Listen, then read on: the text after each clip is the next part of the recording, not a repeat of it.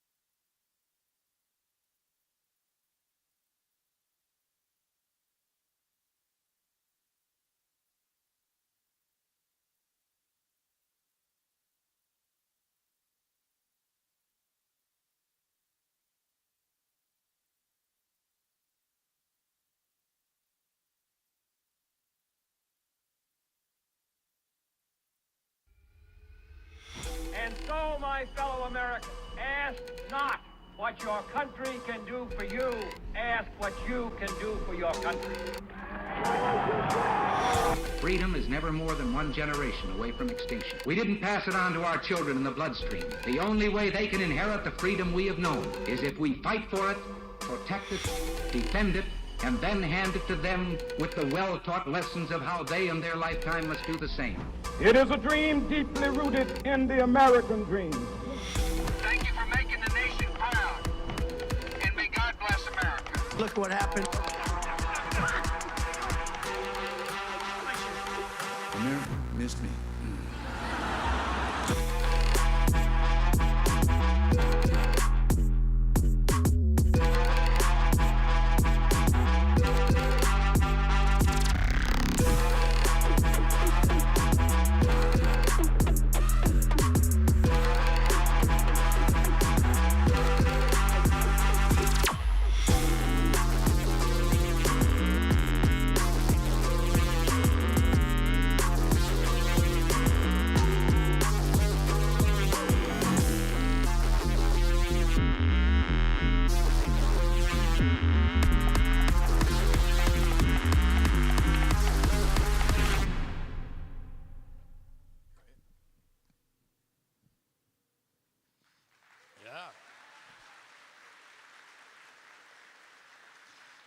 Yeah.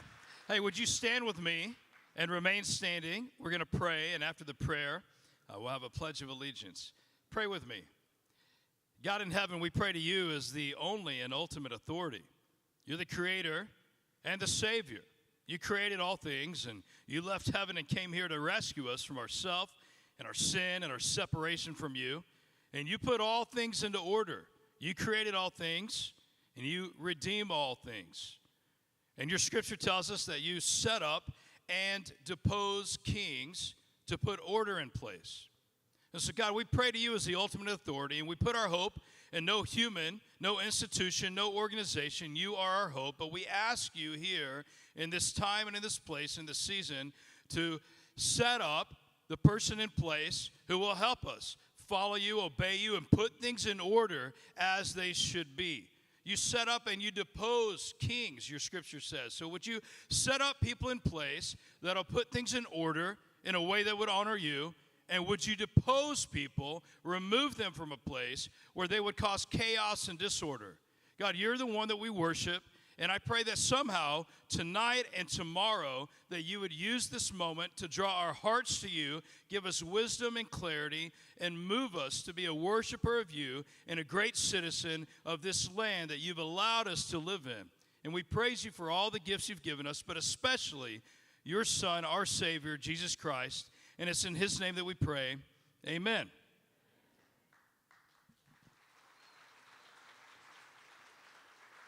Thank you, Pastor. Wasn't that a beautiful prayer?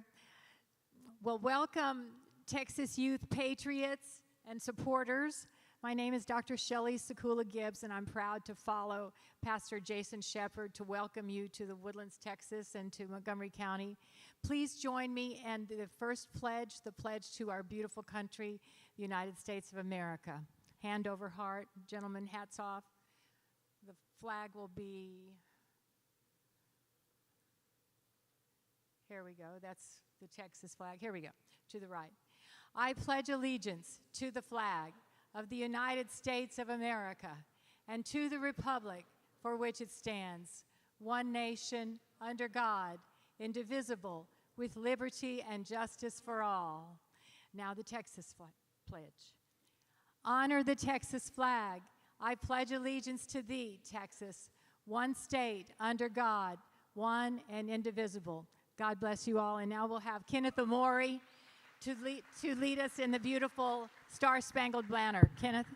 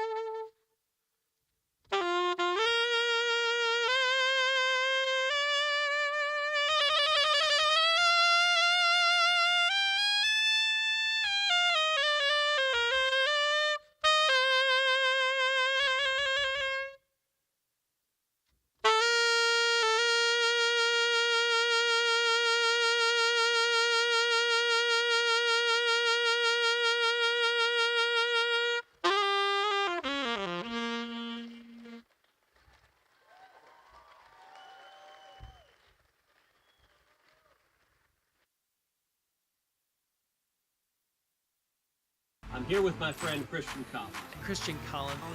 Welcome back. My name is Christian Collins. I'm the founder of the Texas Youth Summit. And I think it's amazing what Christian and his team is doing. I'm so excited to see what Christian's doing with Texas Youth Summit. You know, my mission in life is to encourage people to realize their God-given potential so that they use their gifts, their talents, and their resources for His glory. You know, through these summits, I'm inspiring a next generation, even if they don't work directly in politics, but they're engaged citizens that understand and pay attention to the news, that vote, that care about their country, that celebrate America. That's the goal.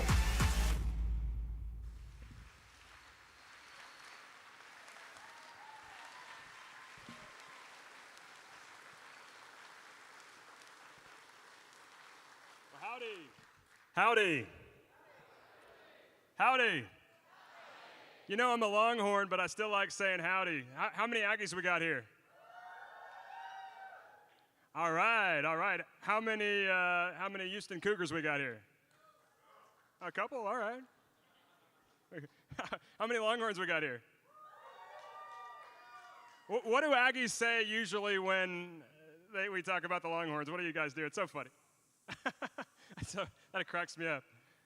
Yeah, we got some Rice people here. Anybody Rice Owls? A few, okay, all right. What about some Sam Houston State University Bearcats? All right. We got some good groups here. Thank you, guys. We got some college students. We got some high school students. We got a lot of great people. If you were homeschooled, would you let us know? Would you respond and let us know if you were homeschooled? That's a big group. That's a lot of homeschool folks. If you were in public school, how many of you out there are there? Okay, a little underwhelming, all right. Okay, all right, if you go to private Christian school, how many we got here? A couple? Okay. Well, you guys excited for tonight? We got a great lineup for you. We got Chaya Raychick. If you don't know her yet, you should. She's the head of Libs of TikTok. You familiar? Honored to have her, and she's going to speak in just a second. We also have Yamini Park. She talks about communism. She defected from North Korea. Amazing story. Truly an amazing story. We also got Senator Brandon Creighton. He's a local guy. A lot of people say he's going to be our next lieutenant governor. Dan Patrick says that, so that's pretty neat. We got him here. We got Kimberly Guilfoyle. We got Donald Trump Jr.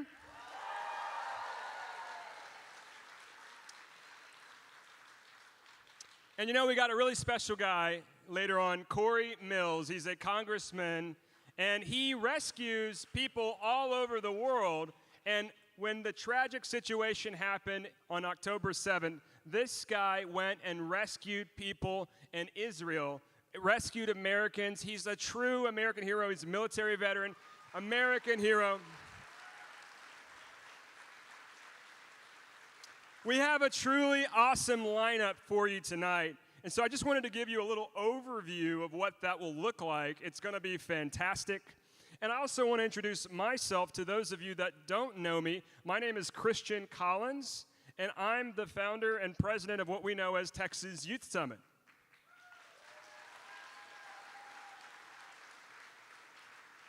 It's going to be a great event tonight, and we're excited to have a lot of our streaming partners streaming this event. And we have a partnership, especially with Fox Nation, and they're going to be streaming it tonight, and they're going to do a great job. We're thankful for them.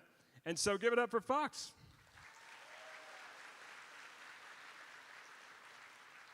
I'm sure I'm going to thank a lot of people later on to just recognize people for putting on this event. We have a Texas Youth Summit organizing team. We have our board members. We have donors and sponsors who have made this event possible. We have volunteers. And so I want to give a larger, longer conversation about just how thankful I am later. But thank you to everyone who helped us put on this incredible event. Thank you so much. As mentioned, I'm the president and founder of the Texas Youth Summit. And we started this with an effort to educate young people in American civics, limited government, fiscal responsibility, the understanding of the Constitution, Judeo-Christian values that this country was founded on that has made America great. That's why we're doing this, is to instill conservative and Christian values so that you have the right worldview, you as young people, so that when you go off to college or even when you're in high school, your house is built on the sand, not on the sand, but on the firm foundation. You're built on the rock. And let me tell you, there's no more important thing in your life than that you have a good, right-standing relationship with Jesus Christ.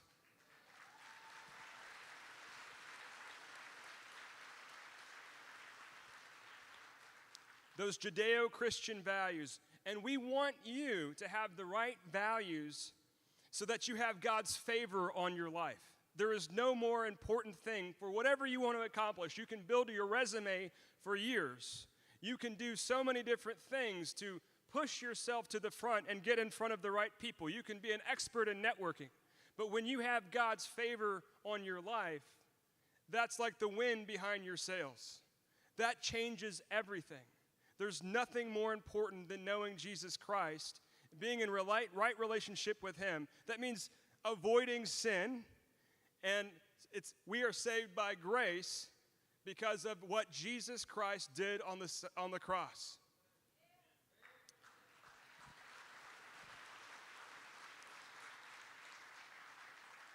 So accepting Jesus and entering a right relationship with Him, there's nothing more important. And having God's favor on your life will put you in front of people you never could have imagined. You'll meet so many people. You'll be connected to more people if you have God's favor than you could ever do by yourself. Whatever you want to do, you need God on your side. You need to be on God's side most importantly, and you need to be obedient to God and accept what He's done for you. And let me just say that I grew up in a minister's home. My dad was a pastor. And in college, I strayed. I didn't live for God. And I even called myself agnostic. And there also was a time, naturally, I just loved the idea of having a black president. And so I was going to vote for Barack Obama. Okay. Yeah. But thankfully, my dad turned me on to the great Rush Limbaugh. That got me straight. And you know what? I was now a proud conservative. I was at the University of Texas debating for college Republicans, but I still called myself agnostic. And it was only until I went through this transition, someone gave me Lee Strobel's book, A Case for Christ. And that book, the apologetics for why the gospel is true, it all hinges on whether the resurrection really happened. And there's corroborating evidence that showed me that this is very and possible, not only possible, but very likely. But it was going to church and having an experience with God that changed my life. That first experience, reading the book, affected my mind. This other experience affected my heart. And so I gave my life to Christ. And there was the season that I was so engrossed in ministry, didn't care about politics. I'd majored in government. And talking with my dad, he said, you know, you've given yourself to politics. And I was, at the time, thinking about giving it all up and going full-blown into ministry, going to seminary. Nothing wrong with that. But he said, you know, you've given yourself to politics. Maybe just give it a little bit more time. And so I majored in I majored in government. I went to grad school and got a communication degree. And I did my master's thesis, and I came home, and I got involved with campaign work, and I found myself eventually working with Ted Cruz and traveling with a man named Reverend Rafael Cruz, Ted Cruz's father. He's here on the front row. Give it up for Rafael Cruz.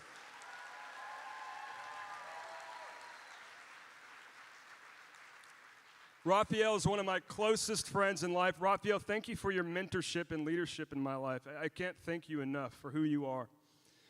Rafael, getting to travel with Rafael, if you spend hundreds, if not thousands of hours with someone, it's hard for their spirit not to get on you, you know? And so even though I was working in politics, I still felt drawn to ministry. And it was traveling with Rafael as he was speaking to all these churches, and I'd help him do that, which helped me see that politics can be a ministry. It can be a ministry. And whatever you do, whatever it is you do in life, if you're an engineer or you're a police officer, if you're a teacher, whatever it is you do, if you do it under the glory of God, if you do it to share Jesus with other people, if you do it to make a difference, you can be a minister too. And that's what I gave my heart to. And so I did politics with a different lens.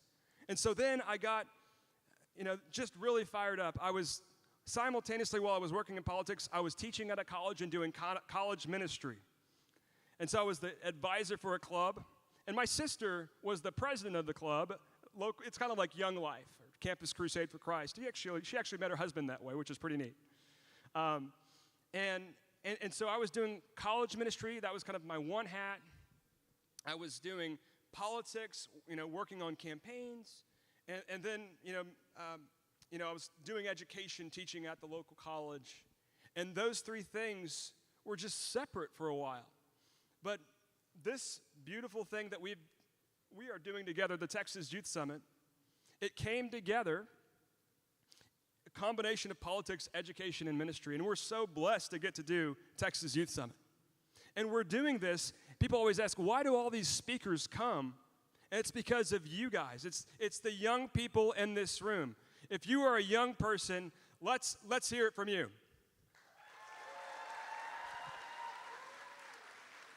They're coming because they want to meet you.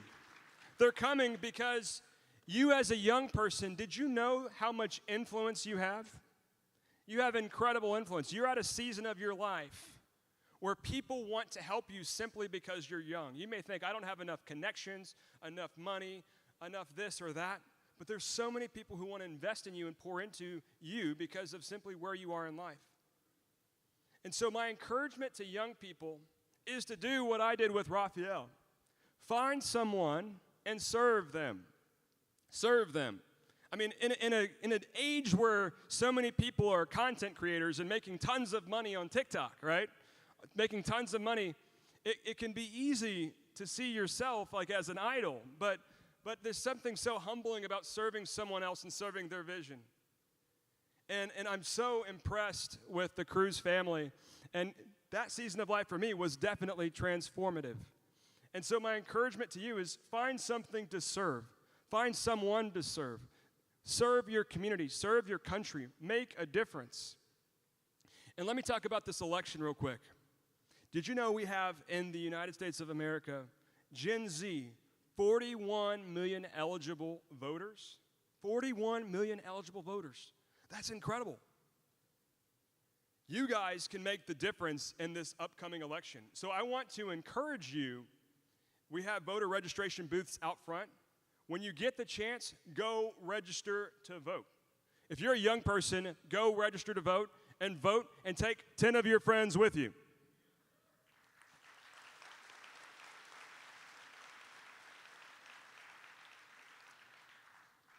I want to say something too. I don't have as much time as I'd hoped in this conversation I'm having with you, just because we have to keep things going. But I want to say something about President Donald Trump.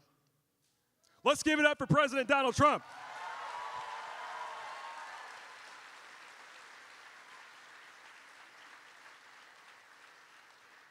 They've impeached the man twice. They've come after his businesses. They've attacked his family and his children. These are the most disgusting, vile, nasty people.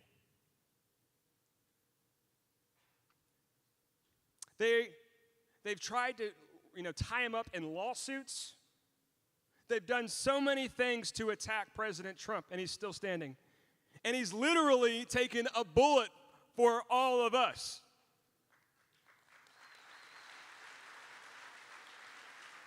I can't imagine. So we need to pray for President Trump. And I'm just reminded of George Washington, who, he just nearly escaped death. There was a bullet that went through his coat. And so that was a very, very scary time, I'm sure, for George Washington. And President Trump is reminiscent of George Washington. He is that type of leader. He is that type of leader that we need right now. And so we need to pray for President Trump. And I just want to say with all of you, you guys can make the difference in your prayers. And there's a lot more than I can say, but we've got to pray for President Trump. Last thing I'll say about youth. You know, did you know that America was built and founded by young people? George Washington was just 21 when he received his military commission. Abraham Lincoln was 22 when he first ran for public office. Thomas Jefferson was 33 when he wrote the Declaration of Independence, and there were a dozen signers under the age of 35. That's incredible. James Madison, another one of the founding fathers, was in his 30s when he wrote the U.S. Constitution, and then he wrote the Bill of Rights. Young people can make a difference, and I was told by Dave Barton, those are the old people, so there's a lot more that we could get into, but I'm just saying there's a lot of young people since our founding. Young people have made the difference. You guys can make the difference in our community, in our country. So fight for this country, fight for America, and don't give up. Thank you guys so much. God bless you. God bless Texas.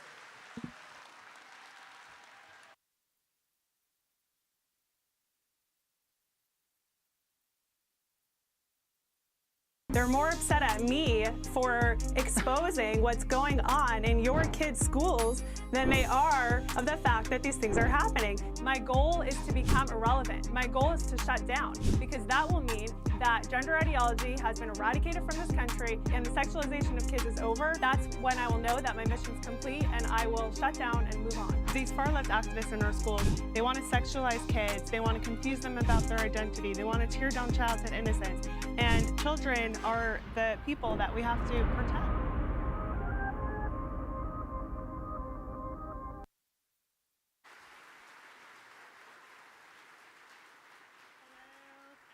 Hello, thank you for this wonderful Texas-style welcome. It's an honor to be here today. I hope everyone's having a good time. That's great. Well, right now it's time to get serious. So what I'm about to present to you has nothing to do with politics. This really isn't about Democrats versus Republicans. This is about something much more critical: our youth, the future we are shaping for them, and the future of our country. I want you to imagine for a second a kid going to school. Maybe it's your sibling, your niece, your cousin, or even your younger self. She comes home from school and her parents ask her, "How was your day?" And they're expecting to hear about math class or an interesting story from history or maybe a literature lesson. But instead, she starts describing to her parents the drag show that took place at school where a grown man dressed up as a woman and danced provocatively for students. And that's exactly what happened in this Minnesota school. Or visualize this: you're sitting in your STEM lecture at a world-renowned university, waiting for your professor to walk in. I know a lot of you are college students. And all of a sudden, in walks a furry. Yes, this actually happened at UC Berkeley. You literally can't make this up. Welcome to 2024. If you think that's strange, how about a professor openly advocating for MAPS, aka pedophiles, from a college in upstate New York? These incidents aren't isolated. They reflect a larger issue of moral and intellectual decay spreading across our country. Now, how would you feel if any of these people were your professors or your child's educators? Sorry, let's go back. Okay. Sorry about that. Well, let me share how I feel about all this. I miss the good old days when school was a place for education, where we were taught to be productive members of society, a time when teachers didn't expose us to inappropriate content, subject us to stripper shows, or instill hatred for our own country. I miss when librarians read books about space, instead of books about how men can get pregnant. Who misses those good old days?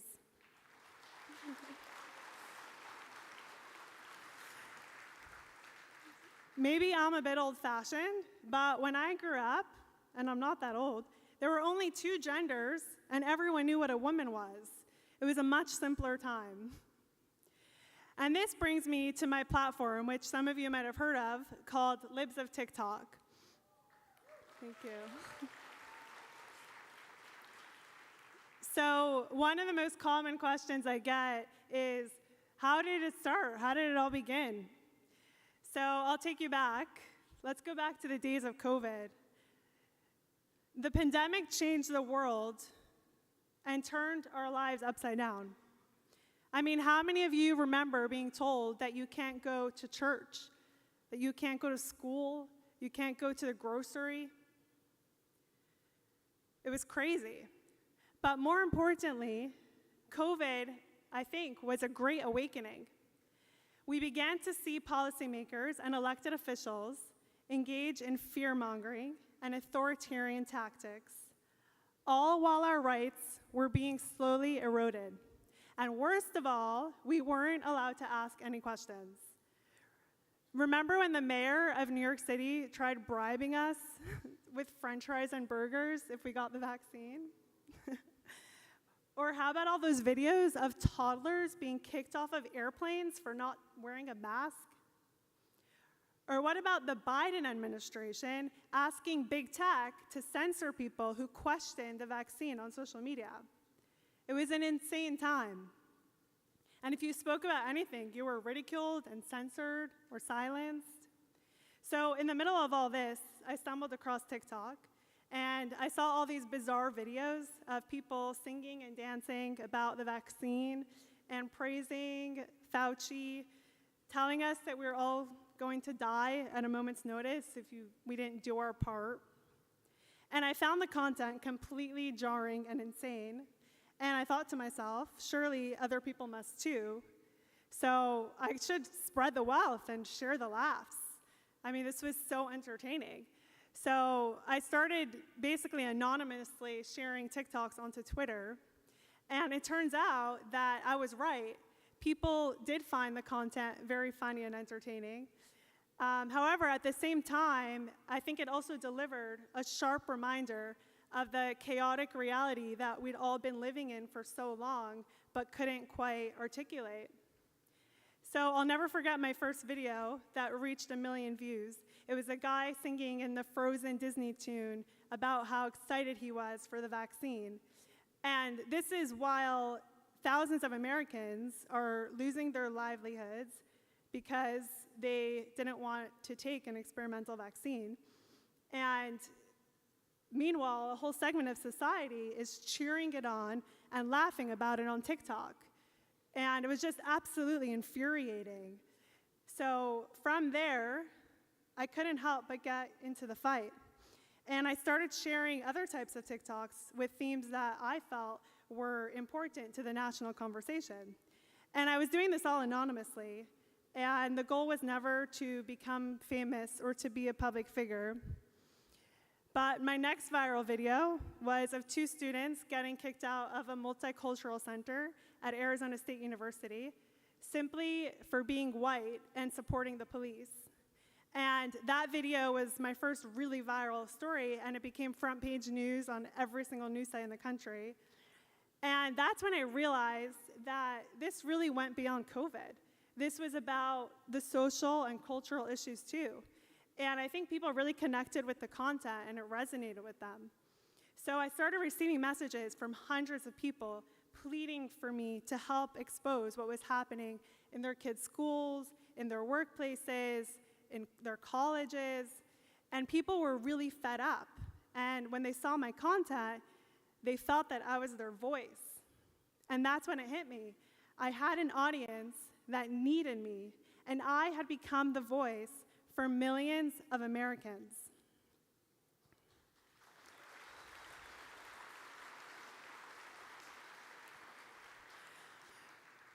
So what started as a hobby, sharing entertaining COVID videos, turned into a mission to expose the depravity of the left and the evil agenda targeting children. Thank you. Now, when you stand up for what's right, it can be extremely challenging. It's tough to make change, and you sometimes feel overwhelmed by the system. There could be powerful forces working against you, and trust me, there are. But I kept on going because people were waking up to what was going on in our society and what activists were doing to children. So I kept anonymously sharing TikToks.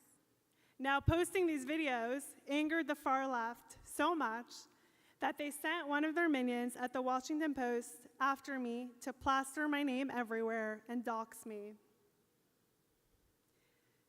This is Washington Post journalist at my home a day before doxing me. The Washington Post set out on a mission on behalf of media propagandists to silence me. And they thought intimidating me, showing up to my home, and doxing me would scare me into silence and shut me down. Now, I remember that day very clearly. It was the scariest, most chaotic day of my life. I remember thinking then, like, why am I even doing this? What do I gain from it? I don't want to be famous. I don't want to be a public figure. And sometimes it's really challenging, and it's hard and scary. I get attacked and defamed basically daily. I mean, am I the only one who's feeling like, what are we even doing? Why do we do what we do in our jobs, in our schools? What keeps you going? So that day, I'm thinking about my life, that day that I was doxxed, and that's when something clicked in my head. I thought back on my journey and realized that it's affecting real change. For example, remember the Don't Say Gay bill that DeSantis passed in Florida? Well, the media gave me credit for passing it, and I even heard that the governor was inspired by it because of some of the content that he saw on Libs of TikTok. So, thank you. So that day, I was able to look at tangible, real-world changes. And I think if you take a minute and think about what you're doing in your life, think about why you're doing it. Is there anything more you can do?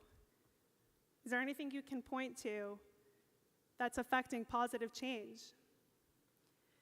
Now, people often ask me, how do you deal with all the hate? Forget about the doxing, the daily hate, the death threats, the lies, the defamation. So my answer is actually very simple. My haters are the most vile, evil people on planet Earth. I mean, these are the people who want to chop off kids' body parts. They want porn in schools. They advocate for grown men to dress up as women and twerk in front of children. These are the people who want to do away with the Constitution, and they hate our country. So I would actually be very worried if they liked me.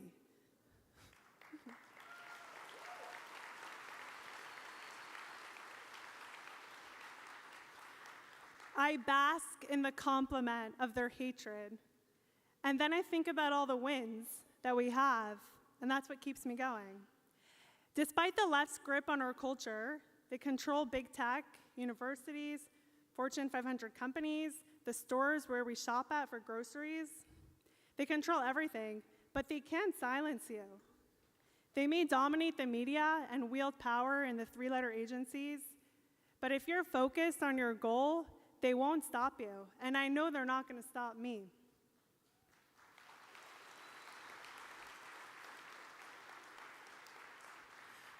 Our founding fathers would be appalled by what's happening today. They fought to escape tyranny, upholding liberty and freedom of speech. Yet those very freedoms are under attack. If you speak out, you're labeled with all kinds of insults and slurs and names. They'll censor you and try to silence you. I mean, I've been called anti-LGBT and transphobic simply for opposing porn in schools and standing against doctors performing irreversible, life-altering surgeries on confused teenagers. So don't pay attention to what people call you. They can throw any insult your way. It's just a weak attempt to silence you and take away your right to speak the truth. If you're strong and stay focused on the goal, it won't work. I've dedicated myself to exposing the agenda aimed at corrupting our kids and robbing them of their innocence, and I won't stop fighting for them, and you shouldn't either.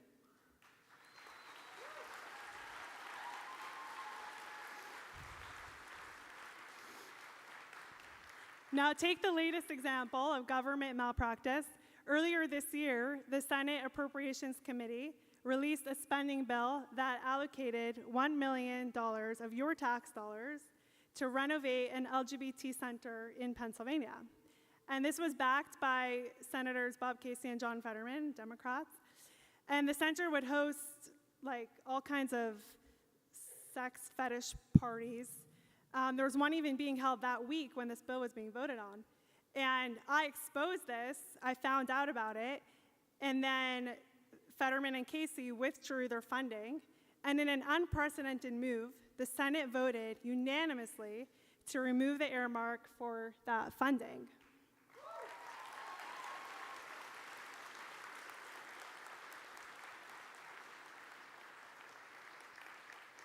Now, just to focus on Texas, through Libs of TikTok, we've exposed radical left teachers, like this one in Corpus Christi, who publicly wished death on Donald Trump, and she was fired after we exposed her.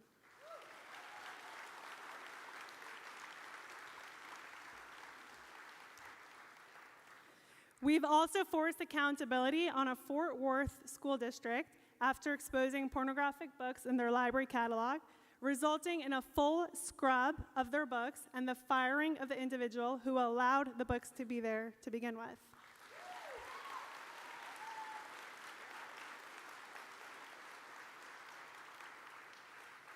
Now, just 2 weeks ago, I was invited to have a seat at the table in the MAGA influencer war room in Philadelphia during the debate. And I imagine some people here must think that I'm probably used to this life by now, sitting amongst some really influential people, and I get to support Trump.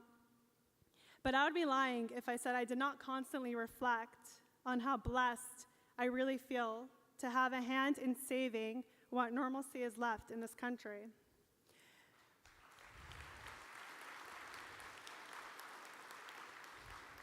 So when I was there, I was presented with this letter from President Trump.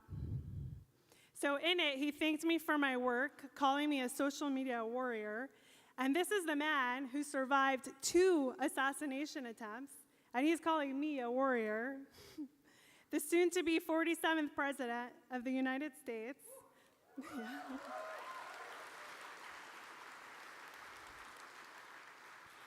The man who holds unmatched influence tells me that we will be in the White House together. And this is the kind of moment that most people only dream of. And I'm like sitting here thinking, like how did I get here? And I reflect on my journey. And I remember being there, holding the letter, and I'm thinking to myself, really, how did I get here? And I was just a random real estate agent before this in New York City. I had no background in media or politics. I had no experience in journalism. I didn't have a famous family name to open doors, meaning I wasn't Hunter Biden, who can use my last name to travel the globe and collect bags of cash. And yet here I am, sitting at the table with some very influential people with this letter from Trump. And here's the answer. I got here by being brave and speaking up. That's really it. I'm just one person with a Twitter account who wasn't afraid to tell the truth. And through that, I've been able to help legislators across the country enact laws to protect our kids.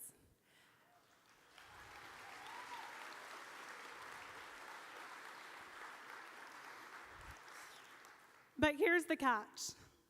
If I could do it, so can every single one of you.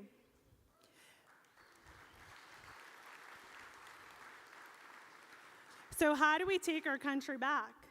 The answer is that it starts with you. It starts with you finding your courage. It starts with you using your First Amendment rights and making the decision to take action. It starts with you showing up at school board meetings, at city council meetings, at events like this, wherever your voice is needed. It starts with you being brave and making the decision to join the fight to save our country. My story proves that one person can make the decision and have an enormous impact.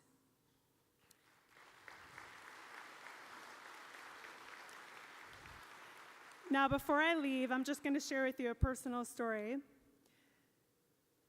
Imagine being a teenager attending boarding school in a far-off city, far away from your family, when war breaks out across all the neighboring countries. Now, that's exactly the situation that my grandfather found himself in back in 1940. He was stranded in Lithuania with his classmates as war raged across Europe, and the Nazis were hunting down every single last Jew. And this young group basically gave up on surviving. But then, an unexpected hero emerged. Allow me to introduce you to Shiune Sugihara. He was a Japanese diplomat stationed in Lithuania at the time. He saw the dire plight of the Jews, and he made a courageous decision to defy his superiors, risk his own life, and save as many Jews as he can.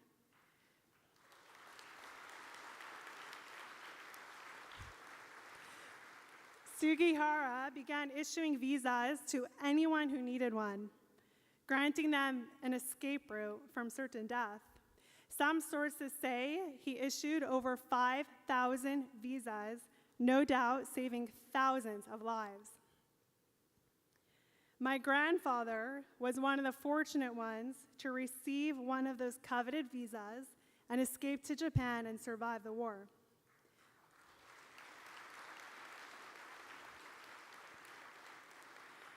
It's estimated that as many as 100,000 people who are alive today are descendants from those who Sugihara saved, and I am one of them. I stand here today because of the bravery and selflessness of one individual. For that, I, along with tens of thousands of others, will forever be indebted to him. Now, there's a famous saying, anyone who saves just one life, it's as if they saved an entire world. And Sugihara's story proves that there truly is no limit to what one person can accomplish when they choose to stand up for what's right. So I'm here today to remind you that there is hope. You can make a difference. You can be a hero, because all it takes is one person to stand up for what's right, and that person could be you. Thank you. Thank you very much. Thank you.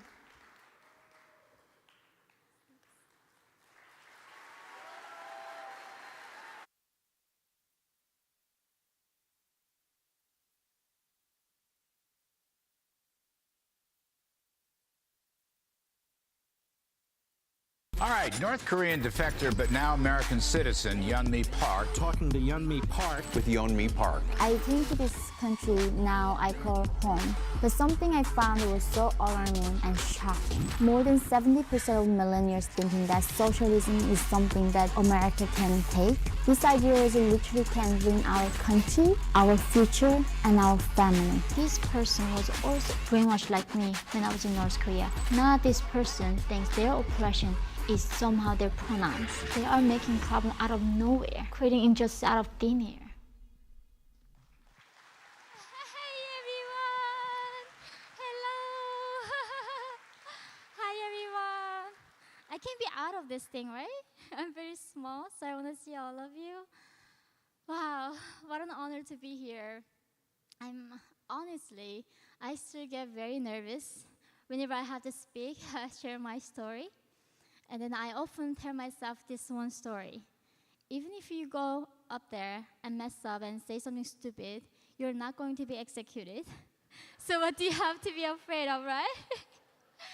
And this is where I feel like it's what a blessing to be free. What a miracle to be living in a country like America. I have a special, Houston, Texas has a special place in my heart. When I came to America for the first time, I actually landed in Texas at the airport. Thank you. But at the time, I was still from North Korea. I still remember these propaganda things that my teachers taught me in North Korea, where Americans are cold-blooded monsters with a big nose for some reason. I don't know why. They would try to torture me, rape me, and kill me. And with that fear, when I touched it at the airport and got out of my gate, I just looked at the people, and they were like in their hoodies, eating chips, and saying hi. They were the friendliest people in the whole world. And from Houston, I took another flight. I went to this place called Tyler, Texas. Does anybody know Tyler, Texas? Yay! And as soon as I got to Tyler, Texas, the people there took me to Walmart to prepare my stay at that dormitory. And when I got to Walmart, that was the very first place I went to actually in America. I couldn't believe it because I was about to pick up some toothpaste, apples, and some things you need in the dorm. There are dozen types of apples. There are dozen types of toothpaste. It's like whitening, whole care, cavity, mint. I mean, like, I couldn't, because in North Korea, the fanciest time I did is using my finger and salt. And I fell in love with capitalism. I fell in love with America. Thank you. Thank you so much. But before that, I did grow up in a most oppressed nation called North Korea. North Korea is often known by the world stage by a fat dictator with a funny haircut. But most of people don't have any clue what there are 25 million human lives are trapped in the biggest concentration camp humanity has ever seen. And that is why I'm here to share my story, how I escaped from North Korea. I was born in 1993 in the northern part of North Korea. I had one sister. I had loving parents. But growing up in North Korea, whenever I get up, the first thing I had to do is always bowing in front of the portraits of the dictators, what I called the leader. And if the house caught fire, if you fail to protect those portraits, 3 generations of your family get executed. And I still remember the very first thing that my mom taught me when I was younger. She sat me down one day and she said, "Don't even whisper, because birds and mice could hear you. If you said one wrong word, it was going to kill up to 8 generations of my family." My tongue was the most dangerous thing that I had in my body. I didn't go to school like normal children would. And when I went to school in North Korea, I learned, other than learning about, the biology or any of that, I learned how to hate American bastards. Actually, that was a one word. If I would call you guys Americans, it'd be too respectful. I had to call you American bastards. Even when they taught us numbers to children, they said, there are 4 American bastards. You killed 2 of them. Then how many American bastards are left to kill? I said 2 American bastards. And now I became bastard myself. I became a citizen last year. Thank you. I think that was my biggest revenge to North Korean dictatorship by becoming American and voting for President Trump this November for the first time. I mean, like, what a life, isn't it? I had actually never thought that they would come. Someday I would become an American, go there and vote for President Trump. So, studying all about this propaganda, but North Korea is unique. It's not just like a normal dictatorships like Cuba or even China or even Soviet Union. North Korea started as a communism, then made themselves socialism, and then it made something else. They decide to, the state, the dictator, decide to become a god. You know why the first thing when the communism comes, they get rid of Christianity? Because they want to be God themselves. So that's what North Korean dictatorship did. Kim Il-sung, actually the very first Kim, who grew up in a Christian family, when he became the leader, he got rid of the entire Bible and killed all the Christians. And he said, I love you guys so much. I'm God. I'm giving you my son, Kim Jong-il, whose body dies, but whose spirit is with us forever. And that's how they brainwash Northern people. That we somehow believe that Kim Jong-il has a power to even read our thoughts. And when there's no internet in North Korea, therefore, people have no idea. They believe what they are told to. But even in this darkness of, lack of knowledge and light, I was able to see something else. It was when I watched bootlegged film coming from China through the border. Somehow my parents were loving watching WWE pro wrestling. Do you know why? I think because it was not a political content, the Chinese smugglers smuggled it into North Korea. And my mom still believes till this day it's a real game. And after this pro wrestling game, I got to see a film called movie Titanic. As a young girl, I watched the movie Titanic for the first time. And in North Korea, we don't have like 24 hours electricity. It took months for me to finish one movie because it's such a long movie. But when I finished that movie, I was so confused. Because in North Korea, there is no word for love. Like Kim Jong-un literally banned Mother's Day because he thought if we love our mothers, we are not going to love him as much. So love between husband and wife, love between mother and daughter is denied, doesn't exist. We don't have the vocabulary to describe what love is. And in this movie, for the first time I saw, a human being can live something for other than the revolution of the Communist Party. Why does this guy die for the love of this woman? And that gave me the first glimpse of outside the world and taste of freedom. But even then, I still had no idea what the rest of the world like. And when I was watching that movie, I was really concerned that the producers of the movie actually got executed.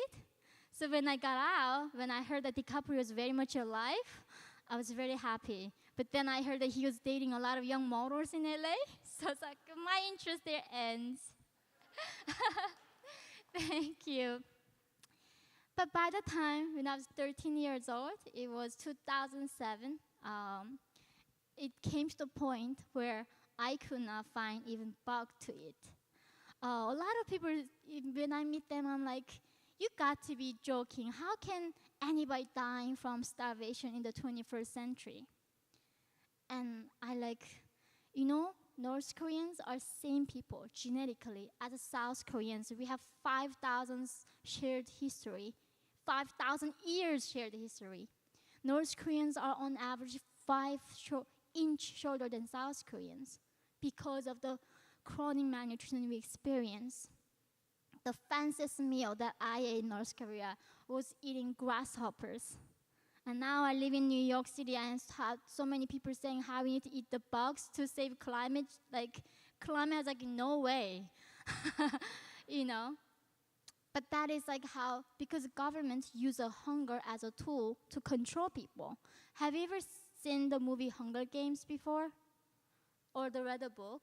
It's exactly like that. North Korean regime divided people into different districts and feed the people in the capital who are loyal to the government. And but if you are not in that district, you get starved.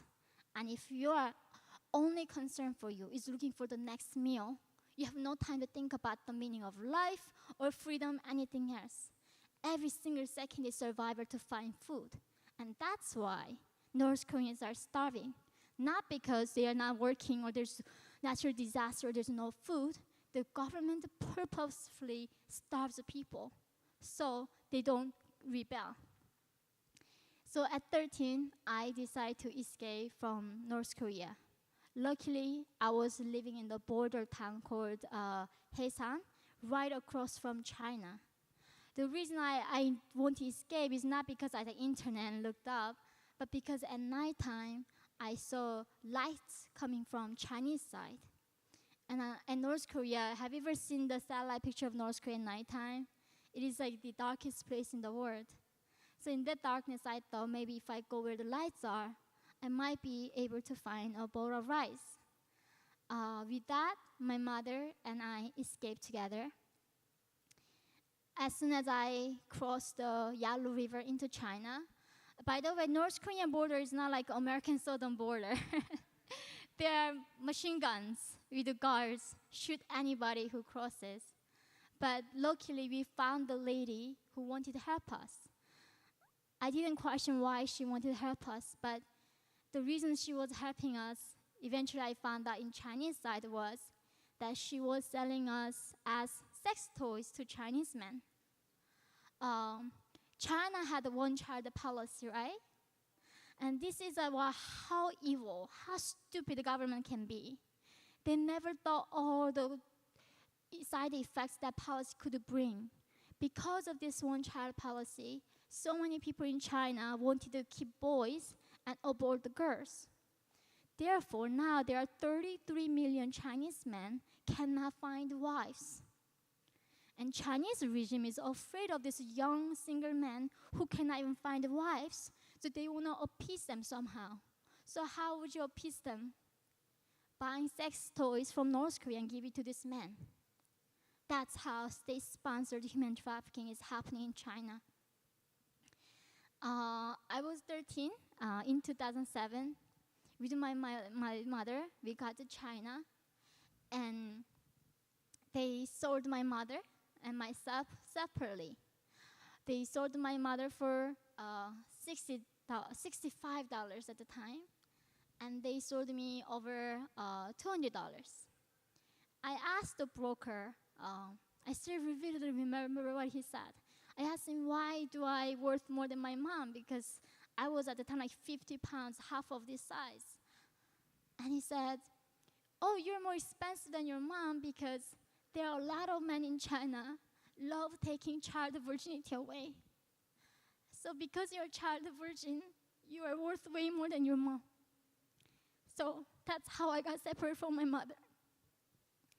I was sold to another human trafficker who was by another buyer who would pay more money. And he was trying to rape me, and I was gonna kill myself because there was no reason why I had to continue to live life. When I was trying to kill myself, this man who bought me said, if I do commit to him and be his sex toy, he said he was going to help me to save my family. So I thought if I sacrificed myself, I could save my family. So I did become his mistress, and he bought my mom from the man that he sold to, and he brought my sick father from North Korea to me. After 2 years in China, by the time it was 2009, right after Beijing Olympic, I'm sure some of you remember the time when Beijing had Olympic, right? My father passed away, and my mother and I left, but this man would let me go in China. But where would you go as a North Korean in China? There's no place to go.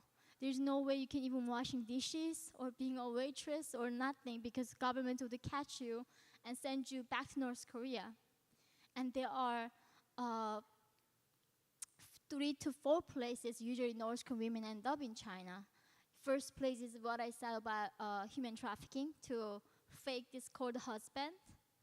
Second place is a brothels where you go and get raped every single day until you die. And last place where we will end up is called some place called the chat rooms. In these chat rooms where you don't get raped physically, but because they give you safe space to eat and sleep, you do have to show your naked body to your customers every day inside. And I thought, at least I'm not getting raped physically in this room. I can be safe. So in this chat room, funny enough, I realized the man who I supposed to show my body to were South Korean men. And I was like, how is that possible? I thought South Koreans were colonized by American bastards. How do they even have money enough to do this? And in that room, I realized South Koreans were free and there was safe world out there. And then we met another lady in this chat room, and she said there are Christian missionaries came to China rescuing North Koreans, and they might be able to help us. So I called this Christian missionary, and this lady said, there's a way to be free. You can go somewhere to be free. And I've never heard that word in my life. So I asked this lady, what do you mean I'm gonna be free? And how would you explain freedom to a North Korean person? She did a perfect job. She said, sweetie, if you go to South Korea, you can wear jeans and you can watch K-dramas. And nobody's going to arrest you for that. Because in North Korea, literally, for that, people get executed and sent to prison camp for wearing jeans and watching a wrong movie. And I told them, I want to go this place, and how do I go there? They said, if I want to do that, I had to go walk across frozen Gobi Desert into Mongolia from China. And if I survive that journey in Mongolia, I might be able to go to South Korea. We did some miracle. I made it. Do you know how many North Koreans over the last 80 years made it to America? Just 209 of us. And I am one of that person. Oh, thank you. Thank you so much. I survived the Gobi Desert, and I think it only has to be a miracle of God. As you can see me, I'm not the strongest person to survive such a condition. And I was sent to South Korea. 5 years later, I came to America to study at Columbia University in New York. Thank you. I thought I made it. I made it to the promised land, and I'm going to pursue higher education. And how can anything be wrong with it? But the very first week, not even before the class, the orientation week at Columbia University, I saw something unbelievable. I saw same exact tactics that were using in North Korea to brainwash North Koreans were used at Columbia University. My professors, instructors were literally asking me, stay angry, stay outraged, because America is racist and evil. And I was thinking, are you a psychopath? Do you know what the outside world look like? And then my classmates, in their Lululemon yoga pants, in their green juice detox, telling me how we need to tear down the Constitution, how we need to dismantle American system, because capitalism is evil, it creates inequality, it makes billionaires. And I'm actually unfortunately represented by AOC in New York right now. What an irony.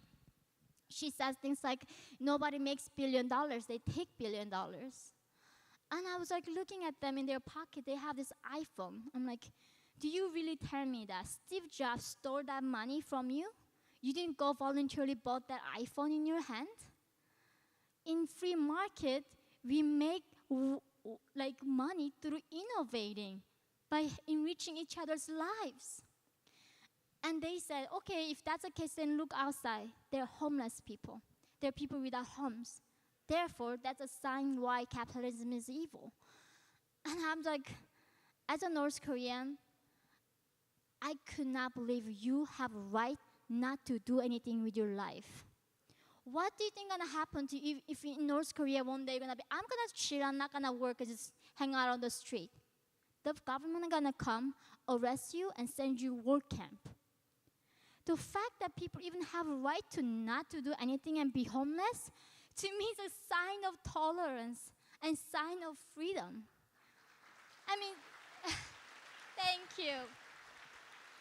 Seriously. And they say, well, what about there are so many good, delicious food? It makes us stay fat. That's why capitalism is evil. I'm like, have you ever seen children eating mud? When you eat mud, you cannot go to the bathroom. You're going to die.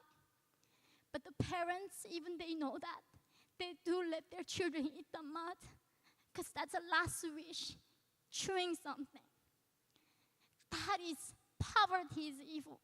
Not having so much delicious food is evil. If there's a way I can show these people, all ship them to North Korea one way, it'd be amazing. But we cannot do that. So that's why I'm here today.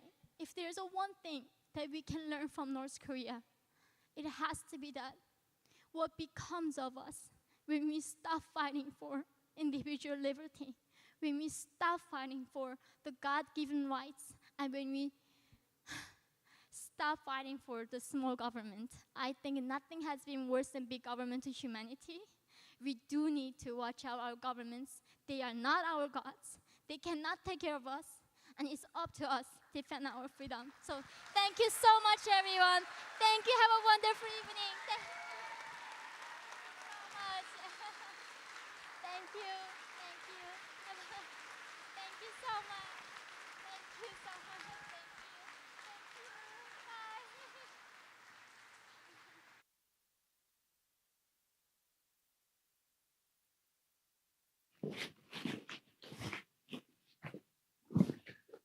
I'm founder and president of Texas Youth Summit. My name is Christian Collins, and I just want to encourage everyone here that it's okay not to be okay. I know there's a lot of young people, and all people really, struggling with their mental health. And I know a personal story where I've seen that if you just hung on a little bit longer, in your darkest time, if you hung on a little bit longer, then things did get better. This individual got involved in church, they got counseling, and they asked for help. That's the most important thing. So whatever it is you're going through, ask for help, but suicide is definitely not the answer. There's a lot of great resources here in Montgomery County. Breaking Strongholds is a great TV series available on Amazon Prime and YouTube, and they're doing great work to encourage our youth. Mighty Oak Warriors is another nonprofit that does faith-based treatment to help with our veterans and to point them toward God, as well as Mosaics of Mercy, who's doing great work. These are all great resources that I can point you to. I want to end by just saying that God has a plan for your lives, and He wants you to be full of joy. When weeping endures for a night, but joy comes in the morning, is what the scripture says. So I encourage you to get close to God, and He can make all the difference.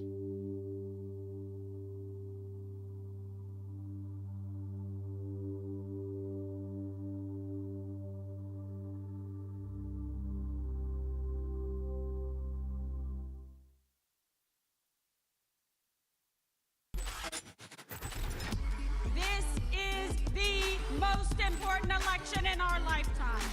This election will decide the fate of our great nation. We are done being told by the radical left to sit down, shut up, and obey.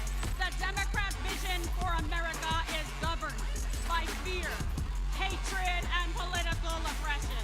Our vision is defined by a love of our country, love for our fellow citizens, and our love of freedom.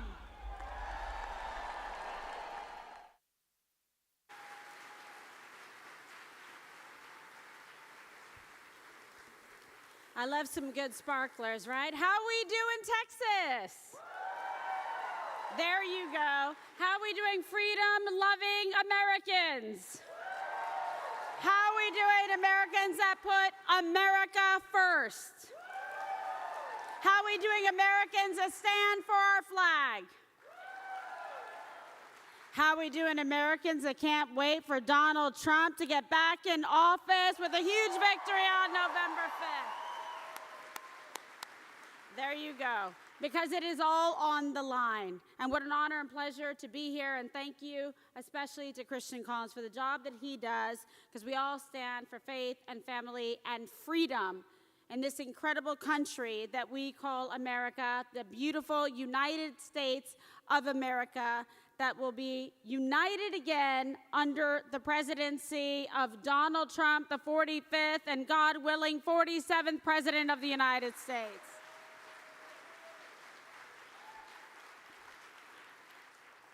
You are all here in this room because you care. You care deeply about this country, about our shared values, about the mission that we are all inspired to take together to make sure that we recognize this country. And I see so many incredible friends and families in here and children. And it's important that we protect our children and their future and that we help them to understand what it means to have a love of country, a love of freedom, a love of liberty, to be able to put it all on the line, to fight for the values that we all share. If we do not succeed, which it will not accept, in this next election, we will not recognize this beautiful country. And I know so many of you think that and feel that and believe it with all your heart and all your soul. We have fought many battles together. We have worked tirelessly to make sure that we can protect this country, that we can protect our families, because we do not want politicians in DC, in the swamp, telling us how to vote, how to live, how to raise our children. We know best.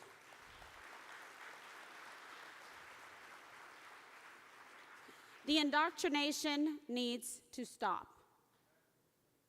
It has to stop, and with President Trump, it will stop.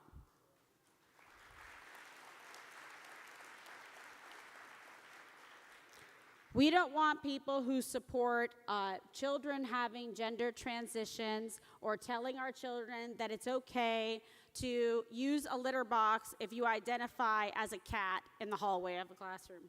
Yeah? That's what's happening. And my good friend Mary Margaret Olahan over at the Daily Wire put out an unbelievable story today. There are 22,000 foreigners in federal prisons right now that each one of us, United States taxpayers, are paying for gender transitions. What is going on in this country? Right? Do you want to put a stop to it? Well, Donald Trump can put a stop to it. We can make sure that we restore the values that have made this country great, that we can protect families, protect children, neighborhoods, restore, as a former prosecutor, I tell you, law and order, public safety, respect for law enforcement, for our military, for our veterans, for first responders, for those who go overseas for dangerous missions to keep our freedoms protected.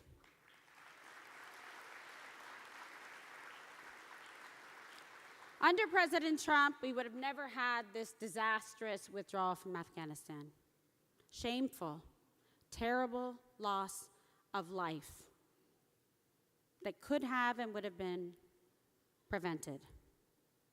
Under President Trump, we would not have the turmoil and all these different geopolitical regions across the world. You would not see what's happened in Ukraine. You would not see Putin emboldened. You would not see Kim Jong-un emboldened. You would not see China emboldened against Taiwan. You would not see the atrocity and massacres that we have seen against our allies in Israel.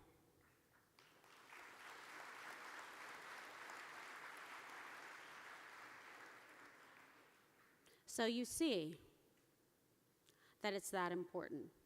And we know the difference because we actually have lived it in American political history. We understand, we experience the juxtaposition between a Trump presidency with a booming economy, all different socioeconomic backgrounds lifted up, and the disastrous Harris-Biden administration, which has crushed the souls and the hearts of hard-working American men and women in this country. Today and tomorrow and for every day after that, we say no more. We will stand for the American workers. We will stand for the American families. We will rebuild the strength of this country. We will embrace and not apologize for American exceptionalism. We will keep this country safe and strong. We will be respected through that strength. We will achieve again peace through strength, like President Trump did.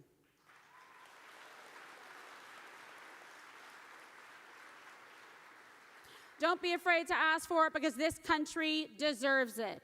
With our incredible history of inclusiveness, of lifting families up, of, yes, immigrants that came to this country legally, lawfully, with due process to come and live their American dream. We're for that, are we not? Border security is national security, and we have an open and porous border that has left America weakened and not at her best. We have people pouring in through the borders. We have child and sex trafficking. We have drugs, narcotics, fentanyl coming in our borders and poisoning the beautiful people in this country. The loss of even one life is too much, and that's why we fight. But they will do whatever it takes to try to stop this movement, to try to crush the American dream, to try to stop President Trump. But thanks be to God, and by divine providence, he is unbreakable.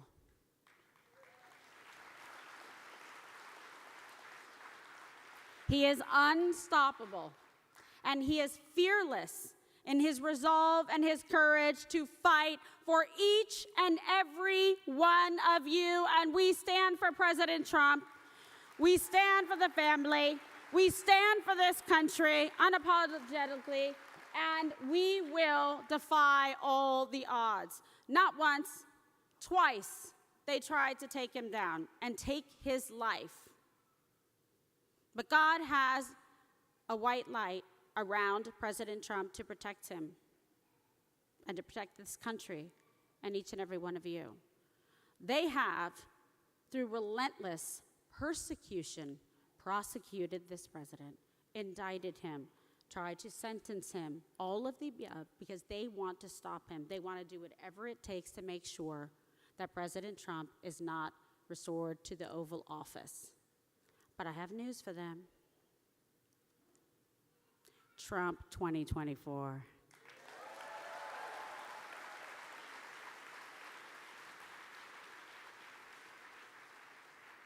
With President Trump, we will make America strong again, and I know you believe it. He cares so deeply. It is the last thing that President Trump and the family would ever have to do is get back in the game again. But guess what? He says, yes, I will. Yes, we will. With all of you, with the support of great, fearless Americans who love this country and respect a man who's willing to put it all on the line. Because the only thing that stands between us and them is President Trump. And they know this. They fear it. And they should be worried. He is the leader that this country deserves, a true commander-in-chief. Not someone like Kamala Harris, who hasn't accomplished anything except had elections handed to her, primaries handed to her that she didn't even have to participate in. Someone who has failed us with the economy, at the border, and everywhere in between. And I truly believe in this country. And I believe in President Trump, my great friend of 20 years. He is the man right now in the arena who will save this country with the help of God.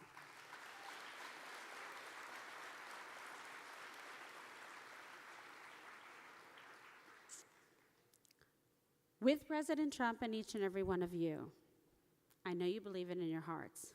We will make this country safe again. We will make this country healthy again. We will make this country strong again. We will make this country great again. You believe it? And I know this because we have great fighters like Donald Trump Jr., who will be up in a bit, that fight every single day, the tip of the spear, to fight to save this country, to fight for his father.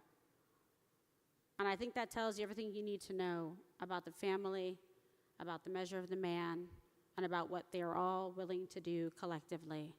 I love our odds. And I'll tell you, like I said, with the help of God, we are going to do this. And I want to say thank you to all of you for being here, for fighting, for believing, for willing to put it on the line. We are the front lines to restore American prosperity and strength and freedom and liberty. We will not take a knee to anyone.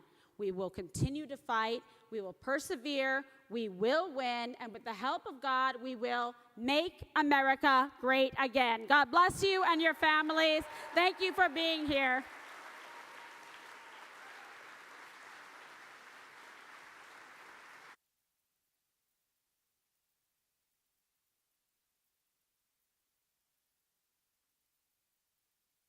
Texas State Senator Brandon Creighton.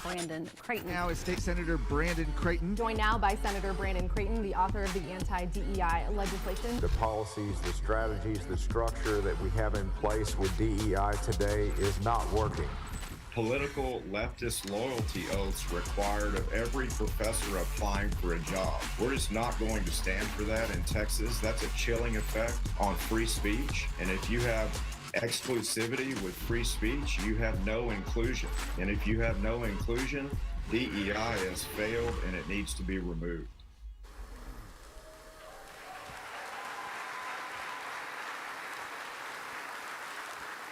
How's everybody?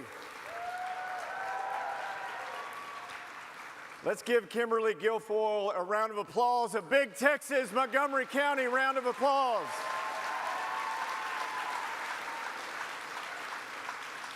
It's great to see all of you here tonight. It's wonderful to be a part of the Texas Youth Summit. I want to thank Christian Collins for continuing year after year to knock this out of the park. Let's give Christian a round of applause.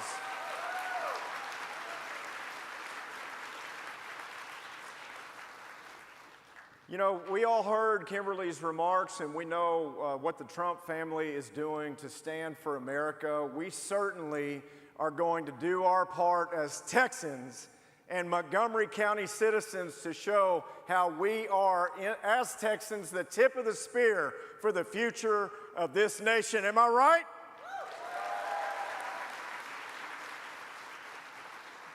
Political leaders in Texas alone, our statewides, don't just understand how important the Texas vote is. The Texas vote matters to the future and the survival of this country. And we're all going to be a part of it, including our young voters and first-time voters here tonight. Can I hear from you? And who is ready here tonight to help the Trump family retire permanently from politics? Kamala Harris.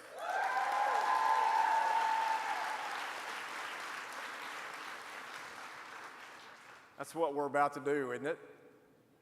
I mean, we've seen all of her coddled interviews. Well, wait, she's only done interviews over the past 5 or 6 days, right? She seems to be hiding from the tough questions.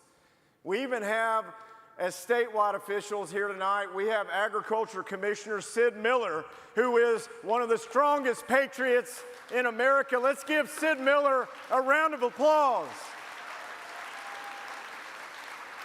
Sid is traveling this country right now on a bus tour called Let's Show Every American Under Bidenomics How Miserable They've Become. And the data and the math and the costs of inflation, it's there, right? Not just right here in Texas, but all over the nation.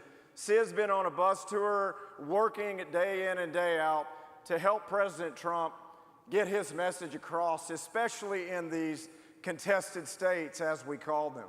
In Texas, we're very thankful for our conservative family values. We feel like we have the pulse of not only this state right here in Montgomery County, but the pulse of America on the future of this country. But the other side is dark, right? I mean, these days, you're either a Democrat or you're an American. Am I right? And in the Texas Capitol, we've taken a stand against all of these woke, garbage indoctrination policies that have polluted our schools and our college campuses and ultimately the boardroom in corporate America, getting rid of and banning DEI, diversity, equity, and inclusion, with the strongest legislation in America passed this last session.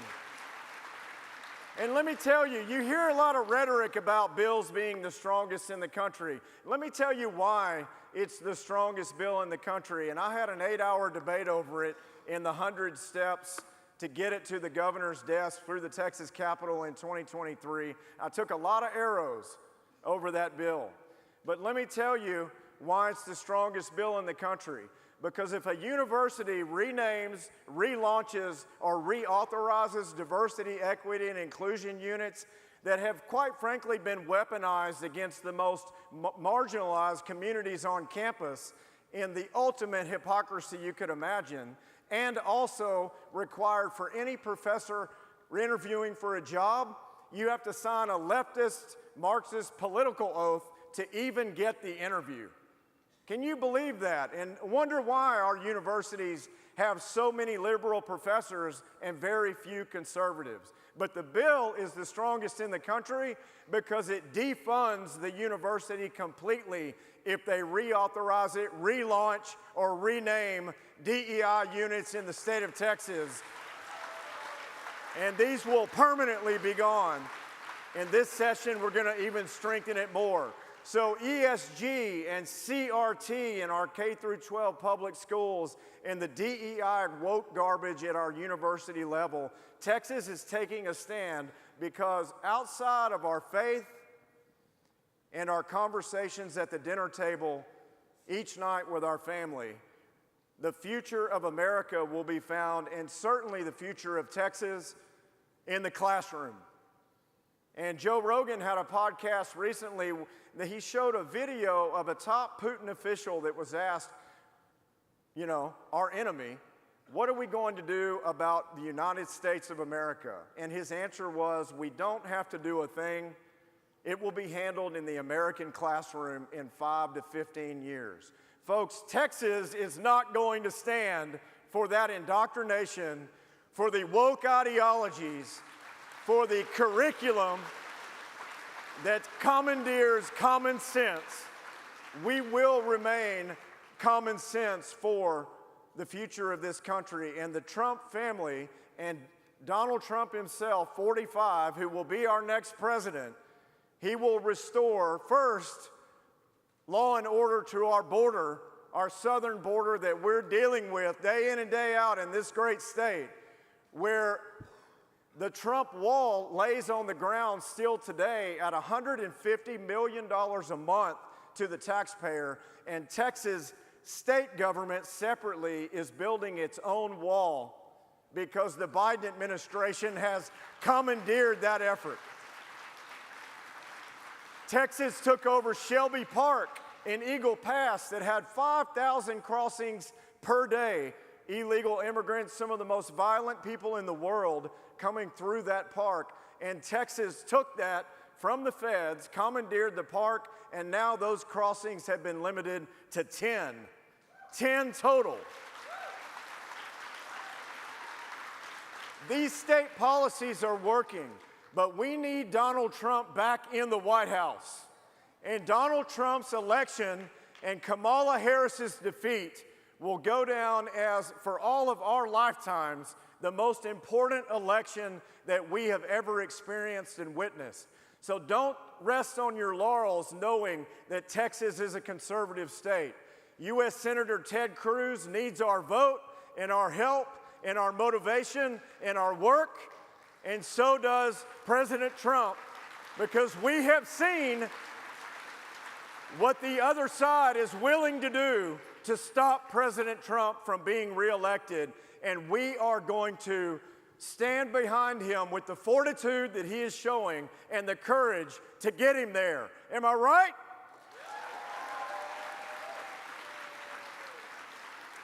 To our new voters in the room and those at this Texas Youth Summit for the first time as young voters, let me tell you that we need you to continue to work and scrape and climb and be engaged and not just vote, not just get elected officials elected, but to plan on running for office yourself.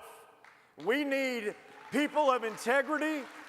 We need people of character. We need godly people running for office.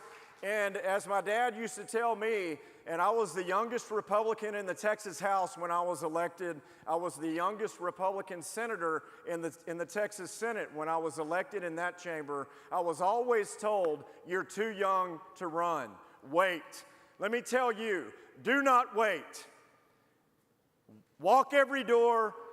Work your campaign in the future like with a passion that you have for service, to be a servant leader, and the voter will respect that work ethic, and they're craving it.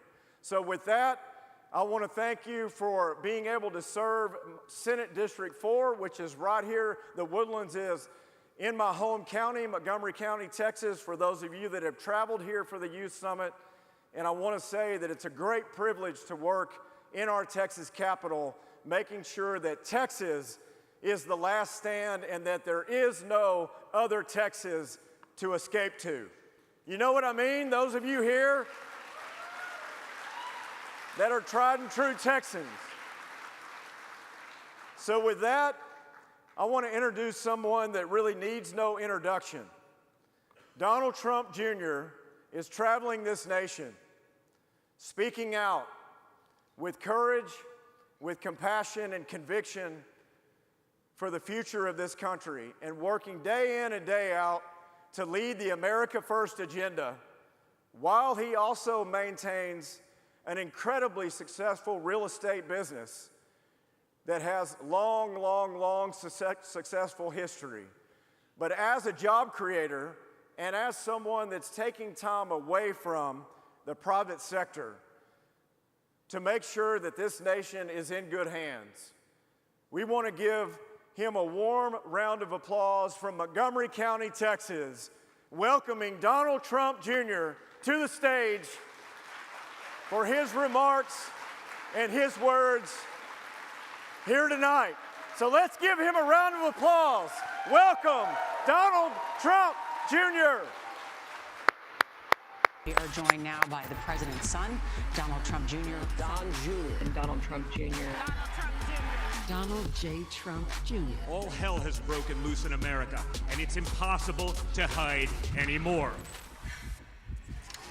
They lied about Russia collusion. They lied about the border being secure. They lied about inflation being transitory. They lied about Joe Biden's fitness for office. The America we all grew up with feels like an old photograph, but our greatest days are yet to come.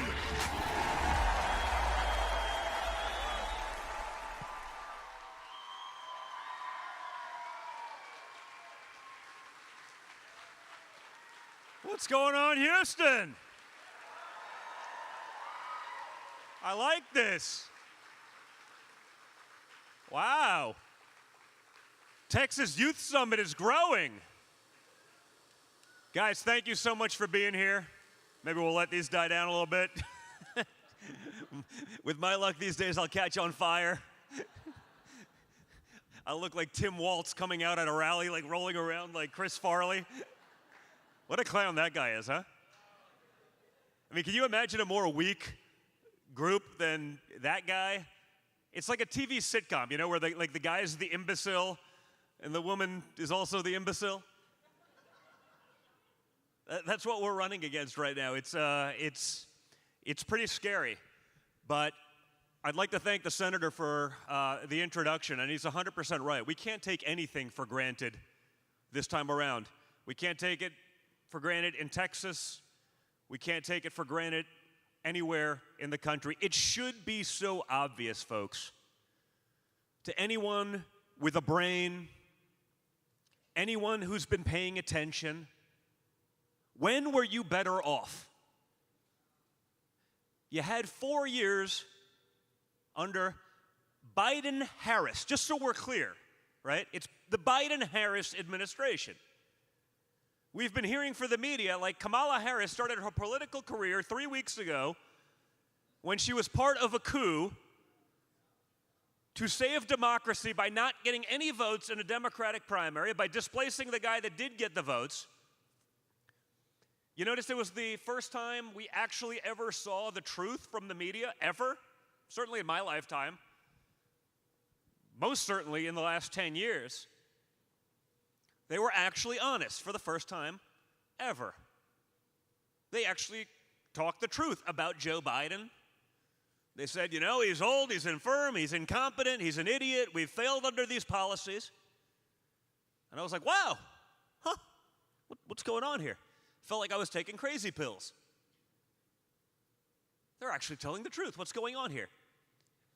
Well, we knew they actually weren't telling the truth because they decided to magically become honest about what's going on in the world.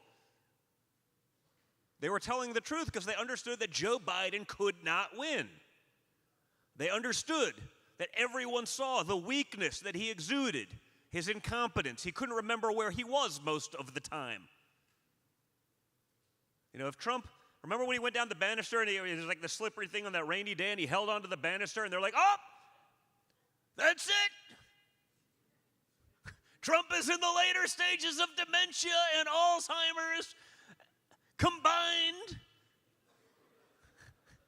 Every telepsychologist was out there saying, you know, we must implement the 25th Amendment. He's like, no, he just didn't want to fall on national TV. Joe Biden can fall up the stairs and down the stairs of Air Force. I've never seen someone fall upstairs, right? Like it's almost incredible, right? Like, it'd be funny if that wasn't the guy in charge of the nuclear codes, right? Like, I swear, guys, I wake up some days and I feel like I'm like Jim Carrey in The Truman Show. You know, I'm like looking up, I'm like waiting for cameras to fall out, like someone in the front row, it's a little bright, like blink 3 times if I'm just the star of The Truman Show and the world is just messing with me and I just don't know it. I'm the only guy that's not in on the joke because it's that bad, right? Like it can't be real, and yet it is. So we had 3 weeks of media clarity and honesty, and big tech wasn't doing their thing, and they let us ridicule Joe Biden as he deserved to be ridiculed, as he deserved, frankly, to be ridiculed for the last 4 years. And then they got what they wanted. The guy that actually won Democrat primary votes, that actually won a process put on that would be considered the democratic process, was just erased, put aside. I saw the other day they said, no, Kamala Harris won her position in an open primary. I go, was there a single vote cast? Please explain it to me. That's the problem. They talk to us like we're clowns. Like they said it's a democratic process. I mean, this is what they went through. I think Gavin Newsom actually had a moment of honesty, and it's probably only because he hates Kamala Harris because he's jealous that she's in that position, and perhaps he could have been. He was like, well, she won an open and honest thing, and that's what they told me to say, so I'm going to do it, and the media will parrot that. And then right away, within seconds, we bastardized democracy to save democracy. We're jailing our political opponents to save democracy. We have states that have gone out of their way to change their election laws, to prevent people from voting for the person they wanted to vote for in order to save democracy. And I start thinking to myself, maybe these people don't care at all about democracy. Because they don't. They care about power. They care about winning and maintaining that power, and then forcing, not through a democratic process, but forcing their ideals, no matter how insane, upon us and our children. It was fun watching Hillary Clinton this week. People should be put in jail for misinformation and disinformation. She would love to see that implemented. I go, when are they arresting Hillary for Russia, Russia, Russia? I'm not in favor, for the record. I'm not in favor of jailing people for free speech, for having an idea. And let's not forget, her idea of misinformation is just if you disagree with her. It has nothing to do with being right, right? When they inevitably try to get this done, who do you think is going to be the arbiter of truth? Like CNN? Is it going to be the people that told us that Russia, Russia, Russia was actually real?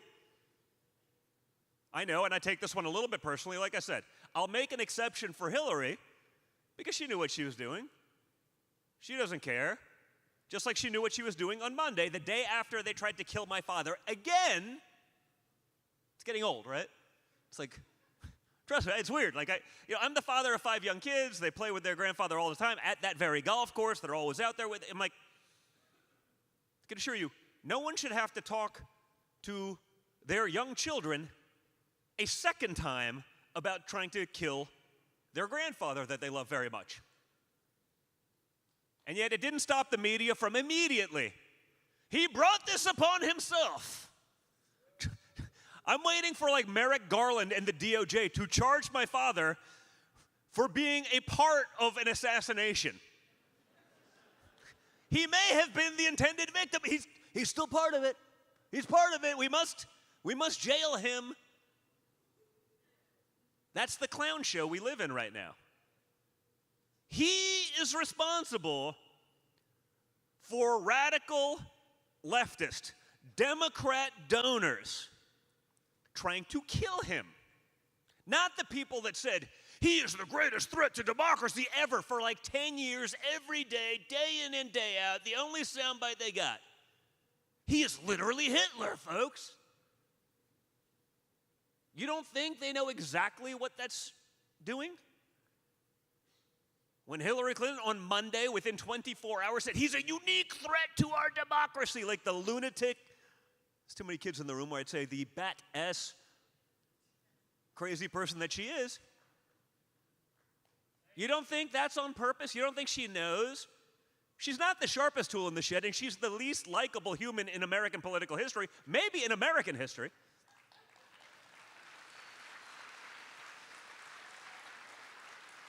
True story. But she'll say it again. I will say this. The one thing that's good about Hillary, we can all take great solace that at least come November 5th, win, lose, or fraud, that crazy woman will never be president.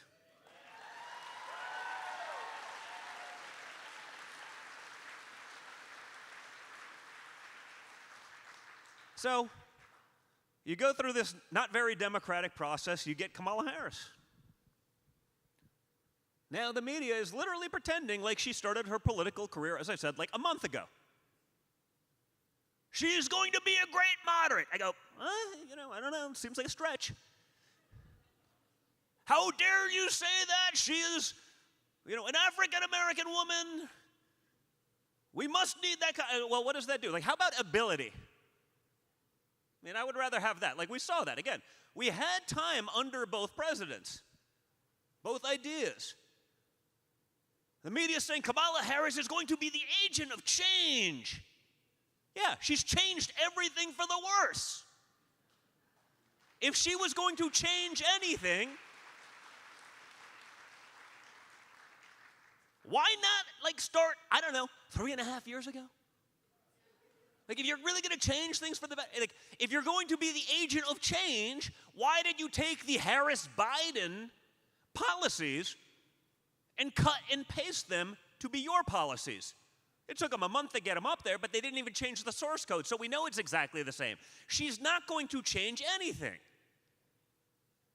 You're not going to change a radical California daughter of a Marxist professor, someone who was rated the most liberal person in the United States Senate, left of Bernie Sanders, because at least Bernie Sanders cared about American jobs. That doesn't just change. You don't change those stripes. That would be like Donald Trump Jr. waking up one day and being like, soft. Not gonna happen, folks, I'm sorry. Just not in the cards. I'd have to become a Democrat, and that would be a long shot. Like, it's literally, it would be impossible for my testosterone to go that low. It's just, like, it's like, if there was like a reverse TRT program, like, there's not enough of that stuff around to like make me that soft. It's just not gonna happen. But they're gonna try to tell you, she's not gonna ban your guns. You know, it was 10 days before the debate where she said that and didn't get fact-checked. We saw that was a little one-sided. 10 days before that, she talked about a gun buyback program, mandatory. Just so we're clear, a mandatory gun buyback program is taking your guns, right? You understand what part makes it taking your guns? The whole mandatory, right? It's kind of a big word in there. But then she'll get up on the stage and in front of the American public, I would never do that. It's like, well, you voted for all these things. Here's all your comments from the past years. Here's what you said 10 days ago. And then 4 days after the debate, she wanted to institute another assault weapons ban. But she's not going to do it, guys. You know how else we know she's going to lie and will lie about any of these things? Because they've done it about everything. Remember the 2020 Democrat primary debates? Would you ban fracking in the United States? Whose hand went up on that stage? No, everyone's. Everyone's. Because that's Democrat Party policy today. But Kamala Harris went up, Joe Biden went up, and the rest of the clown show went up. I think it was your wonderful transportation secretary. We're not sure what he's done other than fail. Pete Buttigieg, his hand went up. But he can be the transportation secretary because he has no experience, but he's gay and checks a couple boxes. Again, it's not about ability. It's not about merit. How many boxes can you check? Therefore, you should be qualified. All of their hands went up. They all said it on the record in front of tens of millions of Americans. People that were bored enough to watch that crap for like 90 minutes. Imagine giving these idiots a chance at this point. It's hard to believe. They all went up. And then, a couple weeks later, the debate with Joe Biden and my father. Well, he said he'd ban fracking. I would never ban fracking. Joe Biden say, I would never, media, he would never do it. I go, but he said it like 3 weeks ago. What are you talking about? He's on the record. Like, this wasn't like an offhand comment to someone. It wasn't a deep fake, which all end up being true. It was real. He said it out loud to everyone. But they knew it would cost him votes. In Pennsylvania and Ohio and Michigan and obviously in Texas for congressional seats, and Oklahoma, and other people that work in the oil and gas industry across the country. So you had a full court press to say he would never do that. He would never do it. It was so convincing. They got the American people to believe it for a little bit. And then on day one, what'd they do? First executive order, I believe. Keystone Pipeline, gone. They'll say whatever they need to say to win. They have a $1 trillion industry, which is the mainstream media, backing them. They have $1 trillion in big tech, backing them. You think Kamala Harris is going to be a moderate? What about her has been moderate in anything that she's done? She's not going to take your guns, folks. Definitely not going to do it. Except you said it 10 days ago. You said it 4 days afterwards. She gets on with Oprah. I mean, I just want her to do more of these interviews because it's amazing. Like, even Oprah can't carry her through this stuff because it's like, oh, the word salads. The word salads are so good, I almost want to become like a vegan. Let's watch it. Just keep going. Keep talking. Oh, give her a mic. It's insane. But so are the policies. So everything they do, right? She's going to be a great moderate. She's so moderate, guys, that she wanted to fund, courtesy of you, the American taxpayer, transgender surgeries for illegal immigrant criminals that happen to be residing in California prisons. I don't know. I am sort of upset that, like, our kids can't read in America. I'm slightly less concerned about illegal immigrants and their gender experience in American prisons. I mean, it's kind of funny, but, like, Jesus, it's like, it's scary too, right? It's like, these people are nuts. Just to sort of put a little emphasis on that, I guess it was yesterday.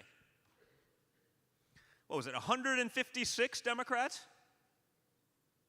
What'd they vote for? What's that? Nope, not voting. They voted in Congress to make sure that illegal immigrants that were caught as sex offenders, rapists, and pedophiles would not be deported after they served their prison sentences. Think about that. I mean, like, if you were trying to destroy America from within, if, like, let's say our biggest enemies, say China. China. I'm a Trump. We must use the proper vernacular, folks. If China, if you had sort of the proverbial Manchurian candidate in office, if China were trying to destroy America from within and they had that power to do so, what would you do different than today's Democrat Party? Nothing. It's like hard to believe. I'm like, you don't want to deport pedophiles who are here illegally. You want to make sure we keep them, like, what good, like, what, like, I can't, like, and by the way, this isn't like some, lunatic, crazy person in California with a level 3 IQ. They're basically the same, but these are elected Democrat officials in Washington, D.C. They are in Congress. It wasn't one of them. It was 150-something of them. What on earth could they be thinking? Explain? I can't even understand the logic. The Democrats, they've literally become the party of pedophiles. I mean, they're more pro-pedophile than they would be America. They don't vote for anything pro-America. Right? If Kamala Harris was going to change something, guys, I imagine you wouldn't wait 4 years and do it. Let's not forget, she's the vice president to the most absent president in the history of America. Someone who has spent, 41? I don't want to get fact-checked, but north of 40, I know that for a fact, north of 40% of his time in office on vacation. Just so we're clear, raise your hand if you showed up to work only 60% of the time. Would you still have a job? Not a single person. Of course not. I work in a family business. I wouldn't even have a job. I'd be out so fast your head. If I missed like 1%, my father would fire me. 40%. Not even there. And let's just say that's probably a good thing for America because when he is there, it's even worse. But, because of that and, the dementia, another minor detail, you'd say, you know what? The vice president in this case actually has quite a bit of power. Why don't you implement any of the things you said you're going to implement? Why didn't you start? You're going to wait magically till January 20th. Then you're going to start doing these things. Why not do it now? If you actually had an intention of doing any of these things, any one of them, why not sit down with Joe Biden and be like, you know what, these things would be really helpful to me. The American people really want to do something about this. You don't think he'd play ball? I mean, they got him to resign in disgrace in a coup. I'm sure they can get him to go along with a policy that would actually be good for America. But she has no intention of doing them. We know that. We just have to make sure everyone else understands it. So we've seen that. We had 4 years under Kamala Harris and Joe Biden. The world is a worse place. Our economy is a disaster. Inflation is through the roof. Jobs are getting crushed. Our adversaries are invading their neighbors all over the place. We're in wars everywhere. Because guess what, folks? The world understands strength and they understand weakness. When we exude weakness as America, when we lead from behind, the world sees that. That's the nature of predation. I'm not saying any of these dictators are good people. I'm saying they see weakness and they're going to pounce. This is a story as old as time. I want the guy that doesn't exude weakness, that understands the economy because he's actually signed the front of a paycheck, not just the back. Not a career San Francisco liberal. He's never worked in the private sector in her life. I want the guy that took a bullet to the face and stood up defiant.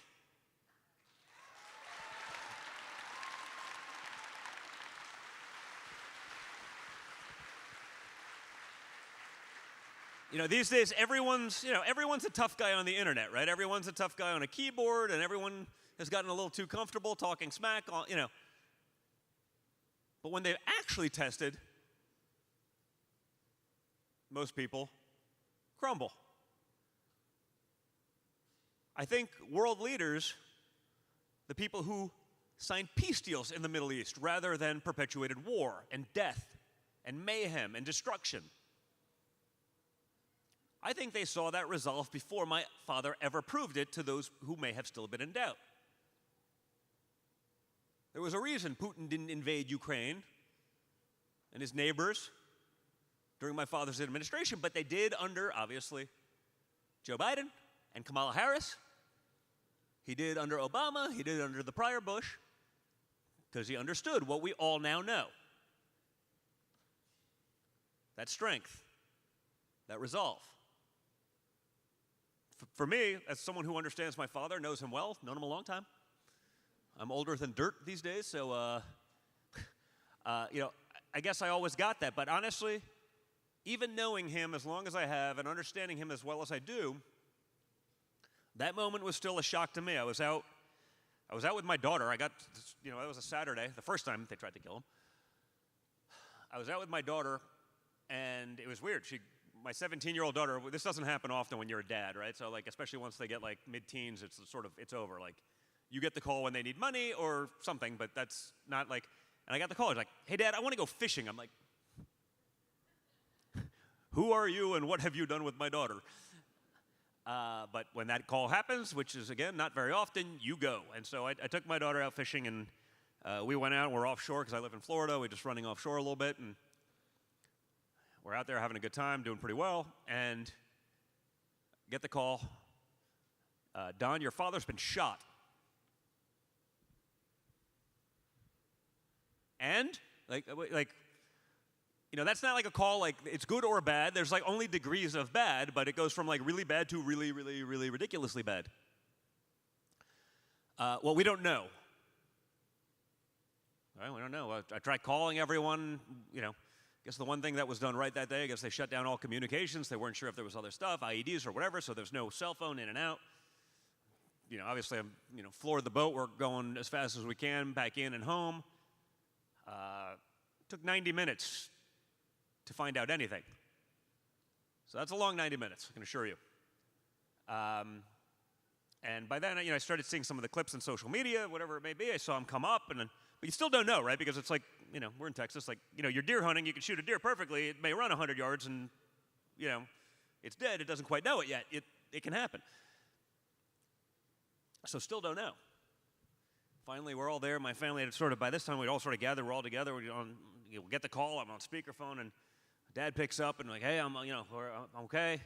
I'm just like, that was the most badass thing I've ever seen in my life.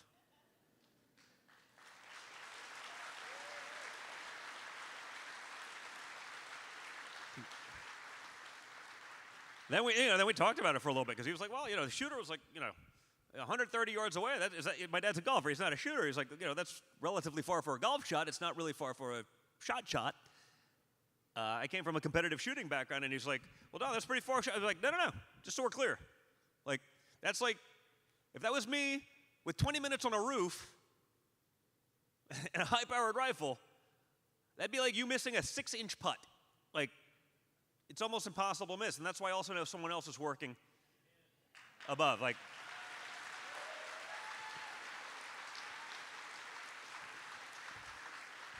so I'm explaining that to him, and it's sort of that realization is setting in a little bit. He's like, really? Like that? I was like, and I've been to, like, let's call it, I don't know. I know Trump can sometimes be prone to a little bit of hyperbole, but I think I've been to about 1 billion Trump rallies. I've literally never seen him go to a graph and point to a chart and and to have that all happen at exact moment. I mean, I know there's a lot of people who maybe don't have all that much faith, or maybe didn't have any, that see all of that play out in that split second, in that weird instance, in that unusual thing, and say, there has to be something else at play here. So,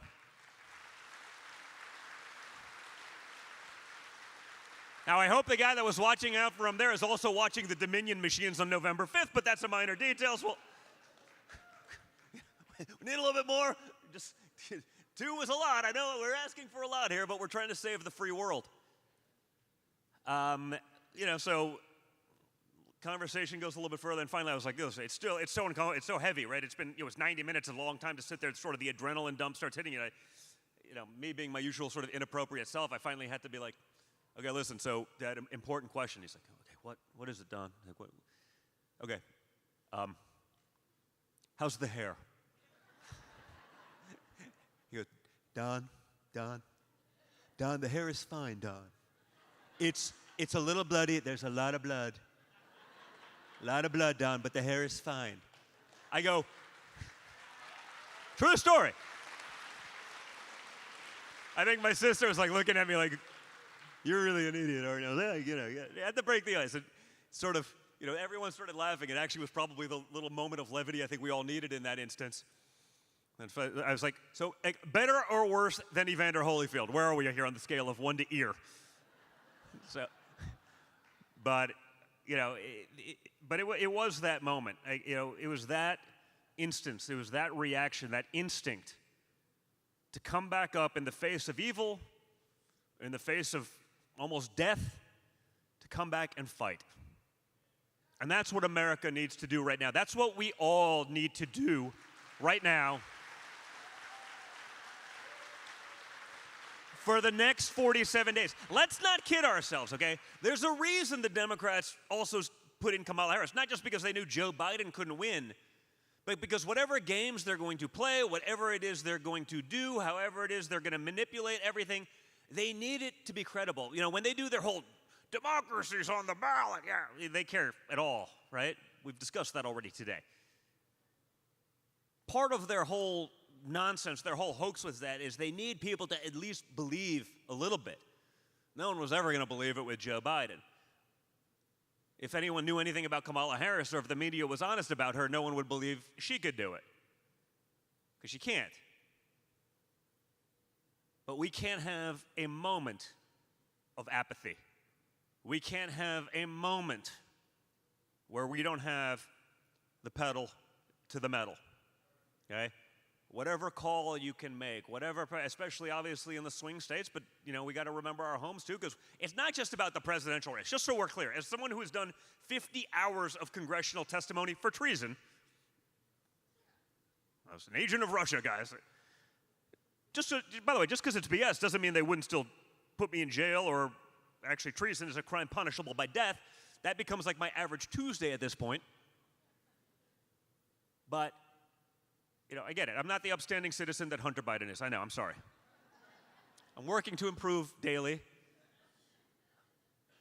My next life, I want to just be a Democrat. It's so much easier. Like, imagine that was my laptop. Like, I'd be in Gitmo. My father would have been the one that sent me there, but and rightfully so, but, hey, what can you do? Whatever you would do on November 6th, if you found out that Kamala Harris was president, do it now. Do it today. Do it tomorrow. Do it for the next 47 days. Whatever call it is you can make, whatever note you can send to a friend in a swing state to make sure that they're registered, to make sure that they're current, to make sure that every single vote counts. Make that call now. I know we're used to hearing it. We're at political stuff all the time. If you're in this room, you're a junkie, you're into the stuff, I get it. This race for dog catcher is the most important election in the history of I get it. We're used to hearing it. You sort of get numb to it. When you see everything that they're trying to do right now, when you hear them saying the quiet parts out loud that we've long suspected, but even they weren't dumb enough to actually articulate to the American people, they're saying them out loud right now. The party that screams about everyone they don't like is a fascist are acting awfully a lot like fascists. They're trying to censor us. They're trying to jail their political opponents. As it relates to my father, if they couldn't impeach him twice, if they couldn't bankrupt him, if they couldn't take away his businesses as they've been trying, they still haven't jailed him, but they're still trying. Let's ramp up the rhetoric hard enough and long enough to get someone to try to actually kill him. If they can do that to Donald Trump, let me ask you, a guy with an incredible following, the soapbox, the platform to be able to fight back, the means to be able to do so, if they can do that to him, who can't they do it to? But if they will do it to him, and they'll do it so flagrantly and so aggressively, who's off limits? You think that, you know what, we beat Donald Trump this time, things are going to go back to normal, or you just think this becomes the new normal? I promise you guys, it's never going back to normal if these people get into power. So we have to get involved. The only thing that's going to cost us this election is going to be apathy. Okay, you see it when they try to do with the polling. They try to demoralize you. They want you to stay at home. They want you to cry. They want you to think you can't do anything about it. You can. It's harder. I say to win by 1, we got to win by 5. That's the reality. Okay? No one actually believes now, no sane person at least. Some Democrats may be fine with the results because, again, they care about democracy, but no one actually believes that Joe Biden lost 18 of 19 bellwethers. He underperformed literally everywhere except for Atlanta, Philadelphia, Detroit, Milwaukee, where he magically also outperformed Barack Obama in 2008. No one believes that happened. That's, again, sane or rational. So we need every ounce of your energy to win, because what we're fighting for is worth it. And I came from a place where the son of a billionaire from New York City, I used to get invited to the cool person parties. Even the libs liked me. They really liked him. Doesn't matter. What we're fighting for is everything. Everything is on the table. So we need everyone engaged. We need everyone active. We need everyone fighting to save our country. And when we win, we will make sure that we leave America to our children in a way that they recognize, in a way that they can appreciate it, and in a way that our founding fathers intended. Thank you so much, Texas. I think we're coming back out in a couple seconds to do a little bit of roundtable chat. But thank you guys. You are the best.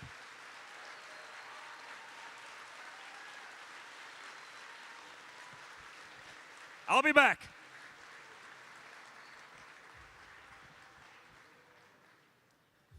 Hey, guys.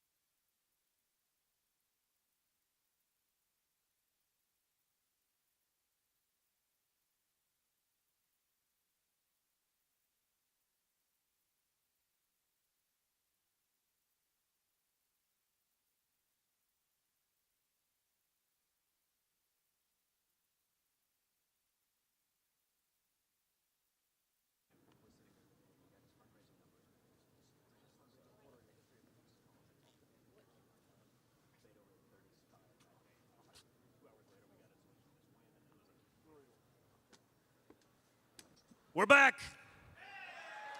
You can't get rid of me that quick.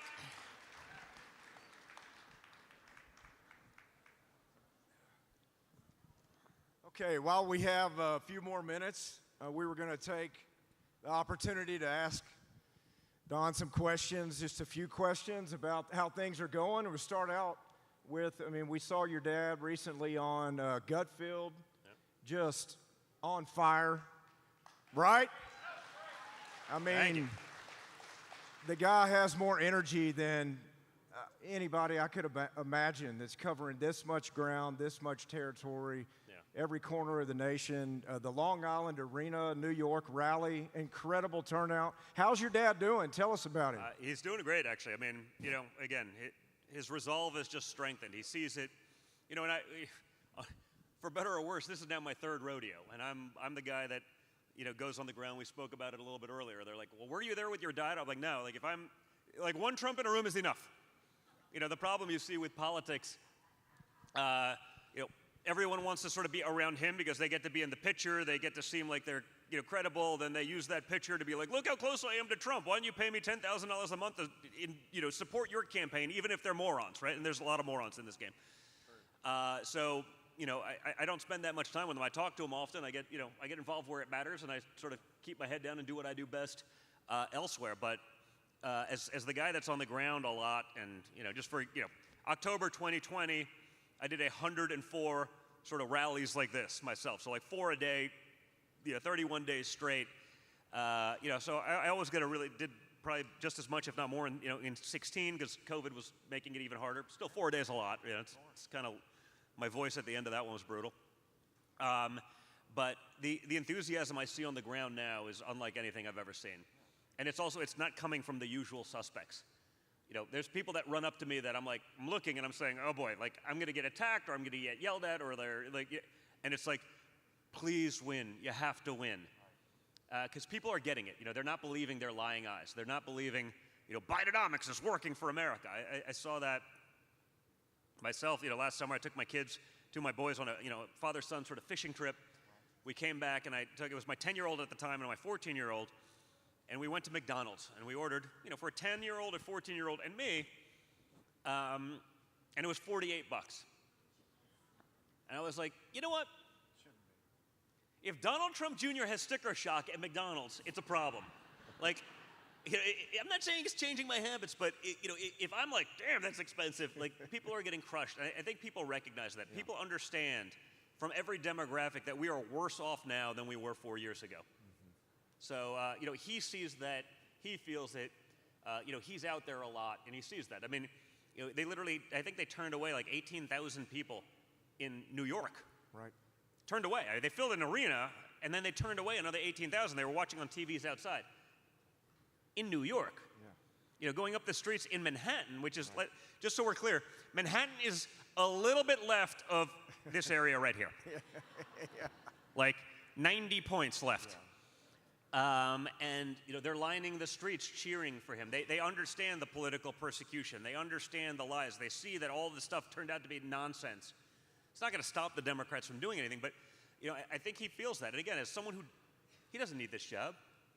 After 2020, he knows he could have just walked away and just gone quietly, and they probably would have left him alone. And it's just not his style. So he feels really good about where it is right now. He's just excited to fix things because we need a lot of fixing. Well, it's incredible how much stamina he has and the fortitude that he has to work day in and day out on behalf of this country. And it's, while Kamala schedules fake rallies with the leftist media and 15 people in a studio audience. Yeah. I think the record is something like my father has been almost assassinated as many times as Kamala Harris has done interviews. And then, the woman that's all about woman power, then she needs to bring on her little clown sidekick, Tim Walz. Because, I don't know, if you want to lead the free world, I think it's perfectly fine if a competent woman's doing that. I think that's wonderful. Why does she need the man sidekick on an interview? You'd think you'd be able to do one of these by yourself, but minor details. You would think so. Or not have Oprah as the ringleader trying to, cheer it on, but apparently not. As he's speaking for her over her shoulder time and time again. Look, I think it's incredible that she chose who she chose, Walz, for a vice presidential candidate, as the public in the stretch of the final weeks learns more and more about both of them. Yeah. It's going to be very telling. Tell us about J.D. Vance. Oh, J.D.'s great. I mean, I'm actually really looking forward to that debate as well. J.D. is a good friend of mine, became a good friend over the last few years. I think I expended about 175% of my political capital this cycle to get that to be the VP pick. Just I got to know him for a long time. It was interesting. I read his book. I read Hillbilly Elegy when it first came out, and I was like, wow, we need a guy like this in politics. Just the ultimate sort of rags to riches American dream story. It can still be done, folks. It's just not going to be done by a Kamala Harris. That's right. Where they just need to create permanent dependence. So we'll put you on a government program. You'll never get out of the poverty. But JD's done that. And then when it came out initially, that it was he doesn't like Trump, and I was like, what's going on here? We sort of got introduced by some friends after that. I'm like, what? But he was the first guy to be as vocal as he was against those things when the policy started working, when this thing started being real. By the way, I get it. If you were skeptical of Trump, you mean the billionaire from New York City is going to be the savior of the conservative movement? I was like, I don't know. Even I was skeptical, okay? Because my father's always like, you're a right-wing extremist, Don. I'm like, pretty conservative, but not that bad. But he was the first guy that didn't just sort of say, okay, fine. Like so many of the rhinos, fine, we'll accept Trump. I'll fundraise off of him. I'll use him to get elected, and then I'll turn on him when it. JD was like, I was wrong. He's right. Trump's right. These policies, he got there on his own and did that, and I respect that because we can change. We can change our opinions. So I got to know him really well prior to his Senate run, and that cycle I used up basically all of my political capital trying to get my father to endorse him. In that race. Then, even in the primary, I think I did pretty good because I think. The only problem with J.D. Vance as vice president is he's the #1 person we have in the United States Senate by far, so I don't love that, but I think it's such a great model for, future Republicans to emulate. And so he's been great. He's just a great friend, and on it, it's great. The first 10 days, they were as vicious to him as you could possibly imagine. I'm saying, I'm going to get a lot of heat for this. But literally every Sunday, when I watch him do all 3 of the radical leftist communist Sunday shows and just eviscerate these morons on their home turf, I'm like, yep, I was right. And the billionaire powers that be and the rhino power brokers and some of the rhinos that control conservative media that were all, I'm like, I was right. They weren't even close. This is he's been incredible. So I'm super psyched to have him on the take. I'm also psyched to have someone of his ability, talent, and youth. He's younger than me on the ticket because it means that maybe for the first time I actually feel a little confident that we have a bench, that can carry sort of America first beyond today. That's exactly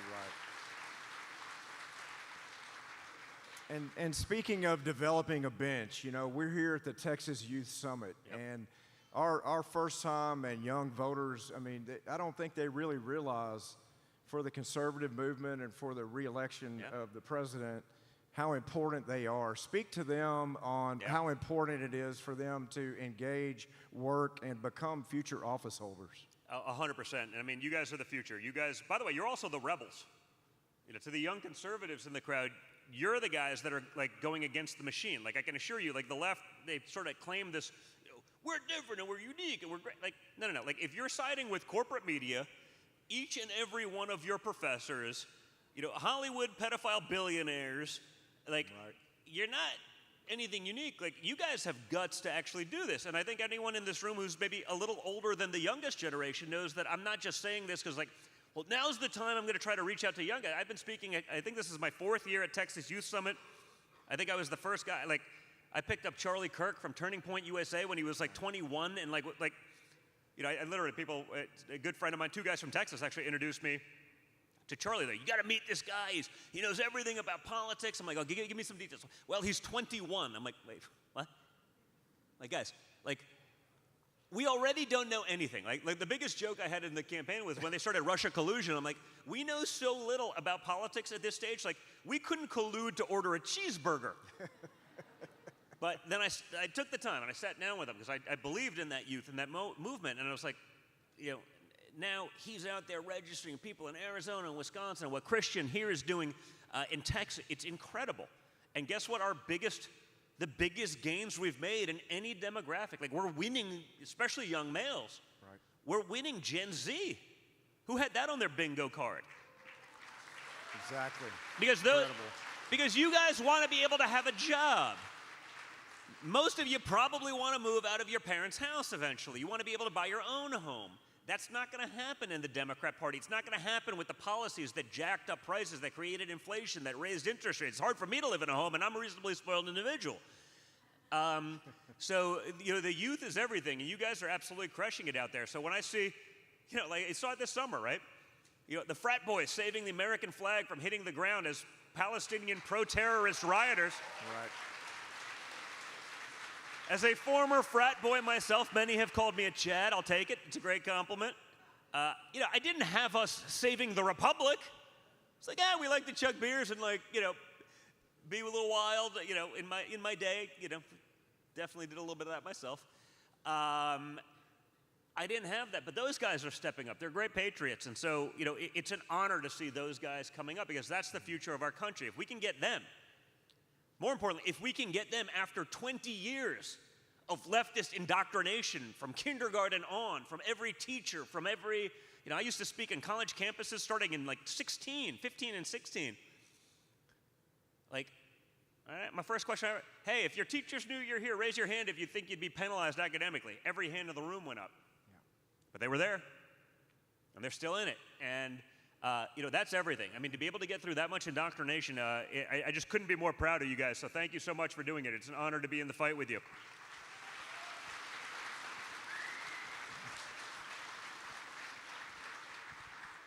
You know, I'm thinking of additional questions. I know we're going to wrap this up and make sure you can stay on time. We don't care. If we want, we can go a little longer. It's fine. All right. You know, are you guys bored yet? Are we losing people? No? Yeah. Have we lost a single person yet? All right, good. And I wanted to ask about the border. You know, I'm thinking of these questions as they come to my mind because I'm not wearing earrings that feed them to me, right? If you know what I mean, right?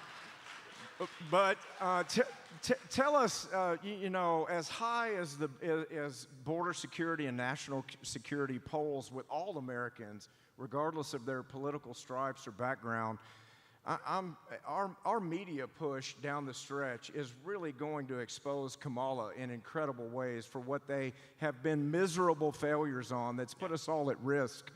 Speak to that and how we have a strategy going forward to make sure everyone knows it. It's so critical. What's interesting now, I mean, again, Americans are not believing the media anymore. They're believing what they see each and every day. There's actually a majority of Americans now are for mass deportations because they see the crime, they see the fentanyl, the sex trafficking. It's real. They can't hide from it. Just like, they're trying to pretend, when Kamala Harris imported 5% of Haiti to America and dumped it only into small red towns. You saw what's going on in Springfield. They're not eating cats, which means we're like 2 weeks from eating, they're 2 weeks from like, well, they're eating cats, but you're racist if you think that's bad. It's really happening. I mean, they put 20,000 people into a town of 50,000, 60,000. What do you think's going to happen? So that stuff is happening. Turns out it's happening. But beyond that, those people get free services. They get free health. You and I, we pay insurance premiums. Of course. We pay a deductible. Many of our deductibles are so high, you basically don't even have insurance. You have co-pays. You have to be in network, otherwise, you're extra screwed.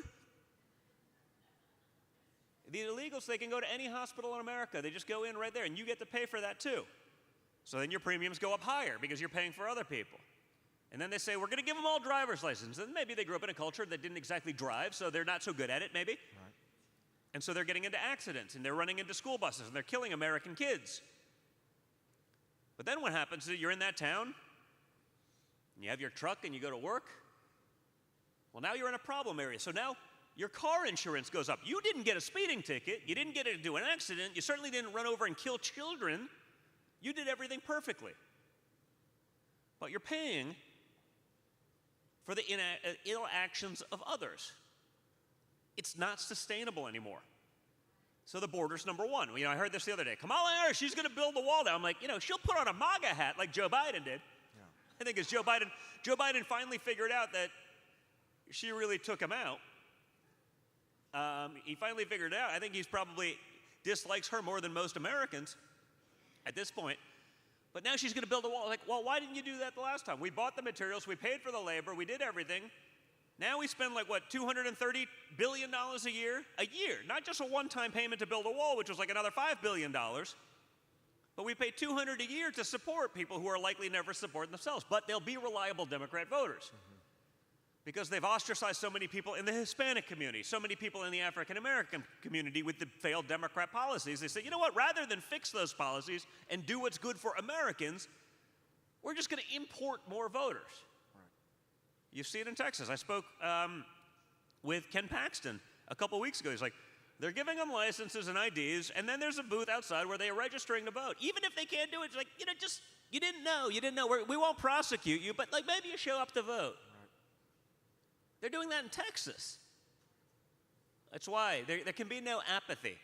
They're not going to do anything about the border. They need those dependents because otherwise you'd never be standing up to vote for Democrat. Did they cut us off? Maybe so. I'll trade you. Is that like the hook? Yeah. So I think we all just have to be aware, of what's going on. We have to see that. We cannot fall for the lies that the media will tell us, and like all the other lies. But again, I think people are there. So. I'm really excited about it. I feel like we're better positioned now than we ever have been, let's call it 6 weeks out from an election, but that doesn't mean we can have that apathy. We have to go all in, as I was talking earlier.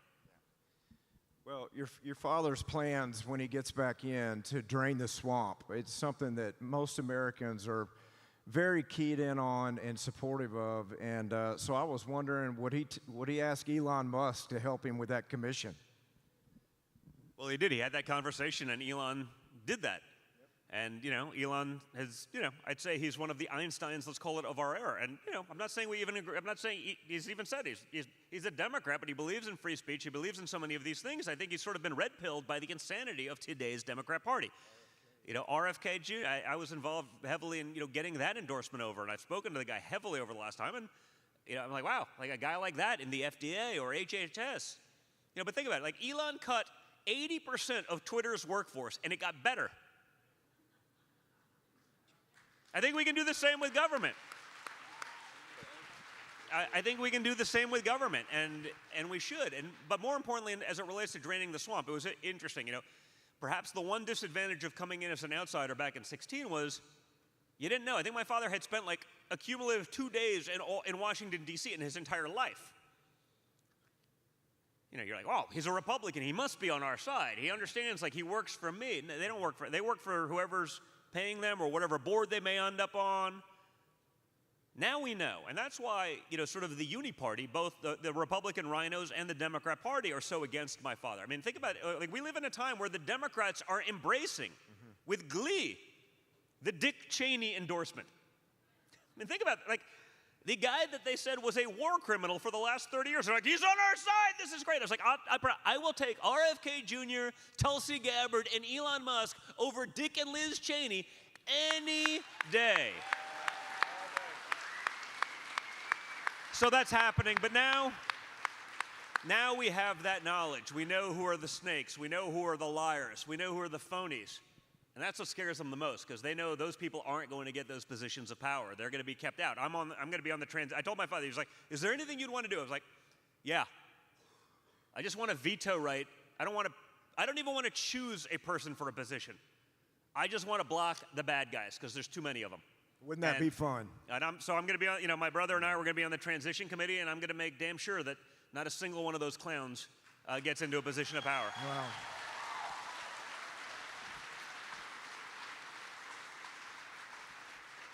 For America to be able to watch you and Eric do that, we would get a lot of satisfaction out of that. I can tell you that. I will get so much satisfaction. There will never have been so much satisfaction. Anyway, the Rolling Stones will sing a song about not being able to get enough satisfaction from that one. So yeah, 100%, guys. Last question. Can your daughter beat your father at golf? Ooh, I may have to put on my politician's hat on this one. Yeah, no, as I was saying, my daughter, I don't know if some of you guys maybe saw her speak at the RNC.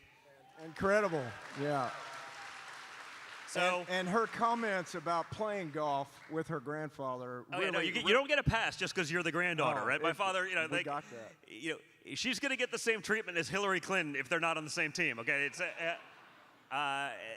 that's true. But she was the one that was with me. I told the story about being out on the boat fishing with her and stuff, and I'd never put my daughter in the crosshairs, right? It's just different for me. Like, I'm not going to get the Hunter Biden treatment, You can't talk about Hunter. He's a child of the president. I'm like, he's 52, like, and a crackhead. Like, I'm like, no. Like, you get no hall pass from me. That doesn't absolve you from being a scumbag. It doesn't absolve you from making tens, hundreds, millions of dollars off your father's public office. And so, I know my 17-year-old daughter would not get that same treatment, as evidenced by the, bat crap crazy reaction of the ladies on The View the next day. So they were like, that was a political stunt by Don Jr. I said, no, it wasn't. Like, she's probably spent more time with my father than any Trump because of golf, and she's competitive, and she's just signed with University of Miami. She's only a junior, but she's good enough that they sort of signed her on early. Right. You trying to get me to go? All right. Christian's trying to cut me off, but I'll finish the story. I've never got the hook before, Christian. Wow. I blame Christian Collins, okay? You're going to have a revolt on your hands here, Christian. Okay. I'm just kidding. He's the best. He is. But, so my father got shot on Saturday. The Monday, 2 days later, was the start of the RNC, and I was speaking on Wednesday. And I got a call at like 7 in the morning. I think my daughter's going off to school. It's like, Dad, I want to speak at the RNC. And I think if she came from the People's Republic of New York, so I was like, maybe she's not all that conservative, honestly, it wasn't even about politics. She's just so close to him, and she's like, I'm sick of this crap. I've had enough. I want to speak at the RNC. I'm like, well, Kylie, you mean you want your first speech ever? No, honestly, when I was really impressed. I was like, wow, I give you credit for having we'll say, cojones. When I was 17, I'd get nervous. I don't have a problem with the mic these days, but, at 17, I'd get nervous standing up in front of my class and trying to, give a speech. Yeah, I don't care. I want to do it. Okay, we'll just go bump some governor for you, Kai. This has kind of been baked for a little while. Let me figure this out. I'll call you back. So, I called my father, and he sort of had a similar reaction initially. He goes, really? That's kind of a big one. And he just thought about it for a second. He was like, you know what? That kid's a winner. Just let her do it. She'll be great. And she was. And so he understands that she's got that same sort of spirit that he has. And so, in golf, let's say it's going to be close. It's going to be close. I won't go further than that because I value my job. I'd like to be able to be seated at the family table at Thanksgiving and Christmas. But it'd be close. But no, like that was it was an awesome moment for me as a dad. Honestly the love and the amount of people that have commented to me on that one, in the months since, but it was also the most nervous I've ever been on stage, and I didn't even have the mic. I'm like, please, just oh God, just don't. But so it was both a horrifying dad moment and an incredibly proud dad moment. But again, it's that resolve. We need a lot more of that. We need a lot more of those guts to stand up for America. So it was pretty special and amazing. Well, just to wrap up, she certainly grabbed all of our hearts in that speech, and talking about her grandfather and her family, it meant so much to hear that from her, and to hear you talk about her, the way that you all talk about each other. It just shows how blessed we are to have the Trump family working so hard for the future of this country. So with that, I see we have Rafael Cruz on the front row here, which is Texas political royalty, and I'm such a huge fan of yours, Rafael. We've got from our United States Senator Ted Cruz that we are working so hard along with the effort to get your father reelected. We're working hard to get Senator Cruz reelected as well. And Senator Cruz sent a gift tonight to you, and so I'm going to hand you a pair of handmade boots from Pines Boot Company in Fort Worth, Texas. And I'd like you to open them and tell the audience what it says on the boots. Oh, look at this. Oh, I love it. Trump, take America back, 2024, baby. Oh, thank you guys. And yeah, we do have to get, to talk about Ted for a second, just because it is so important. We became pretty good friends, and that was a rough time early in 16. Right. And, shortly after sort of we clinched the nomination, it was a little bit, I get it. Trust me, like no one understands that. And, I may or may not have some vindictive genes, but Tommy Hicks, who was, RNC co-chair, great Texan, really good friend of mine, he invited me to sort of one of these DC rubber chicken, mostly rhino dinners. Right.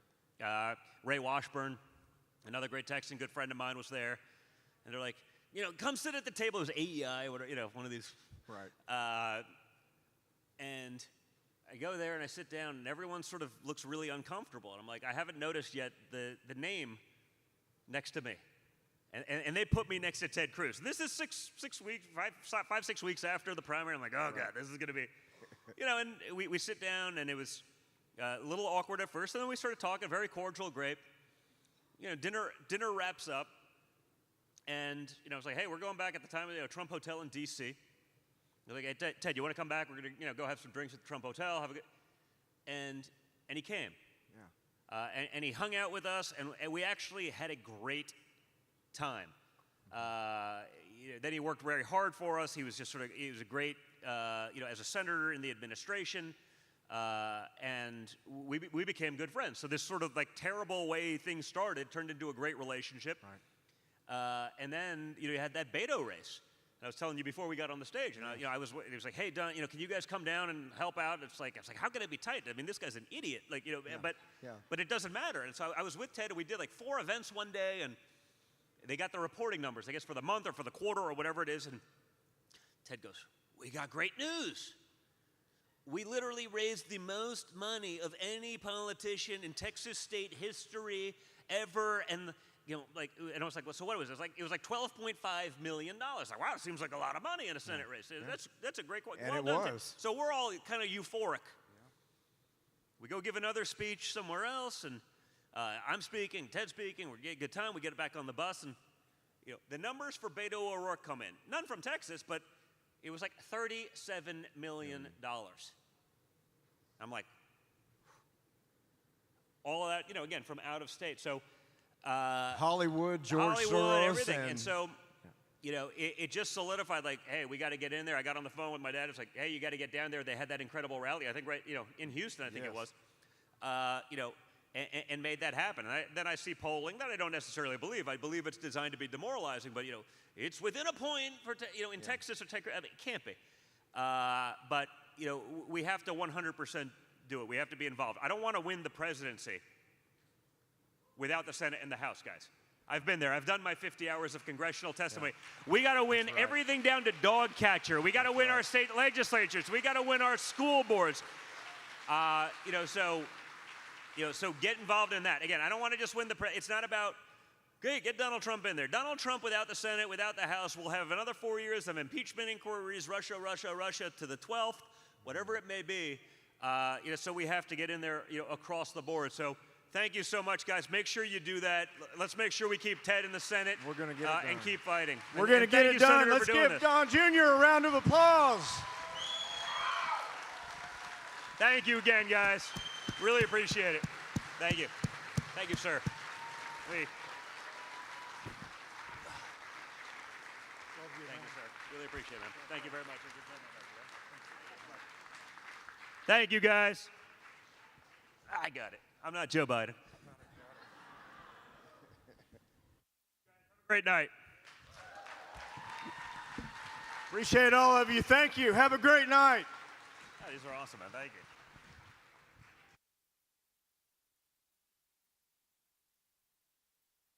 Corey Mills, Congressman, want to thank you for joining us. We're supposed to be a nation of freedoms, of rights, of liberties, and that includes medical rights as well. Freedom is never more than one generation away from extinction. It's time to show the American people we stand with parents, not educational bureaucrats who want to restrict our understanding and visibility of the issues. These parents are not to be labeled as domestic terrorists. They are proud parents who want their children to succeed and not to be indoctrinated.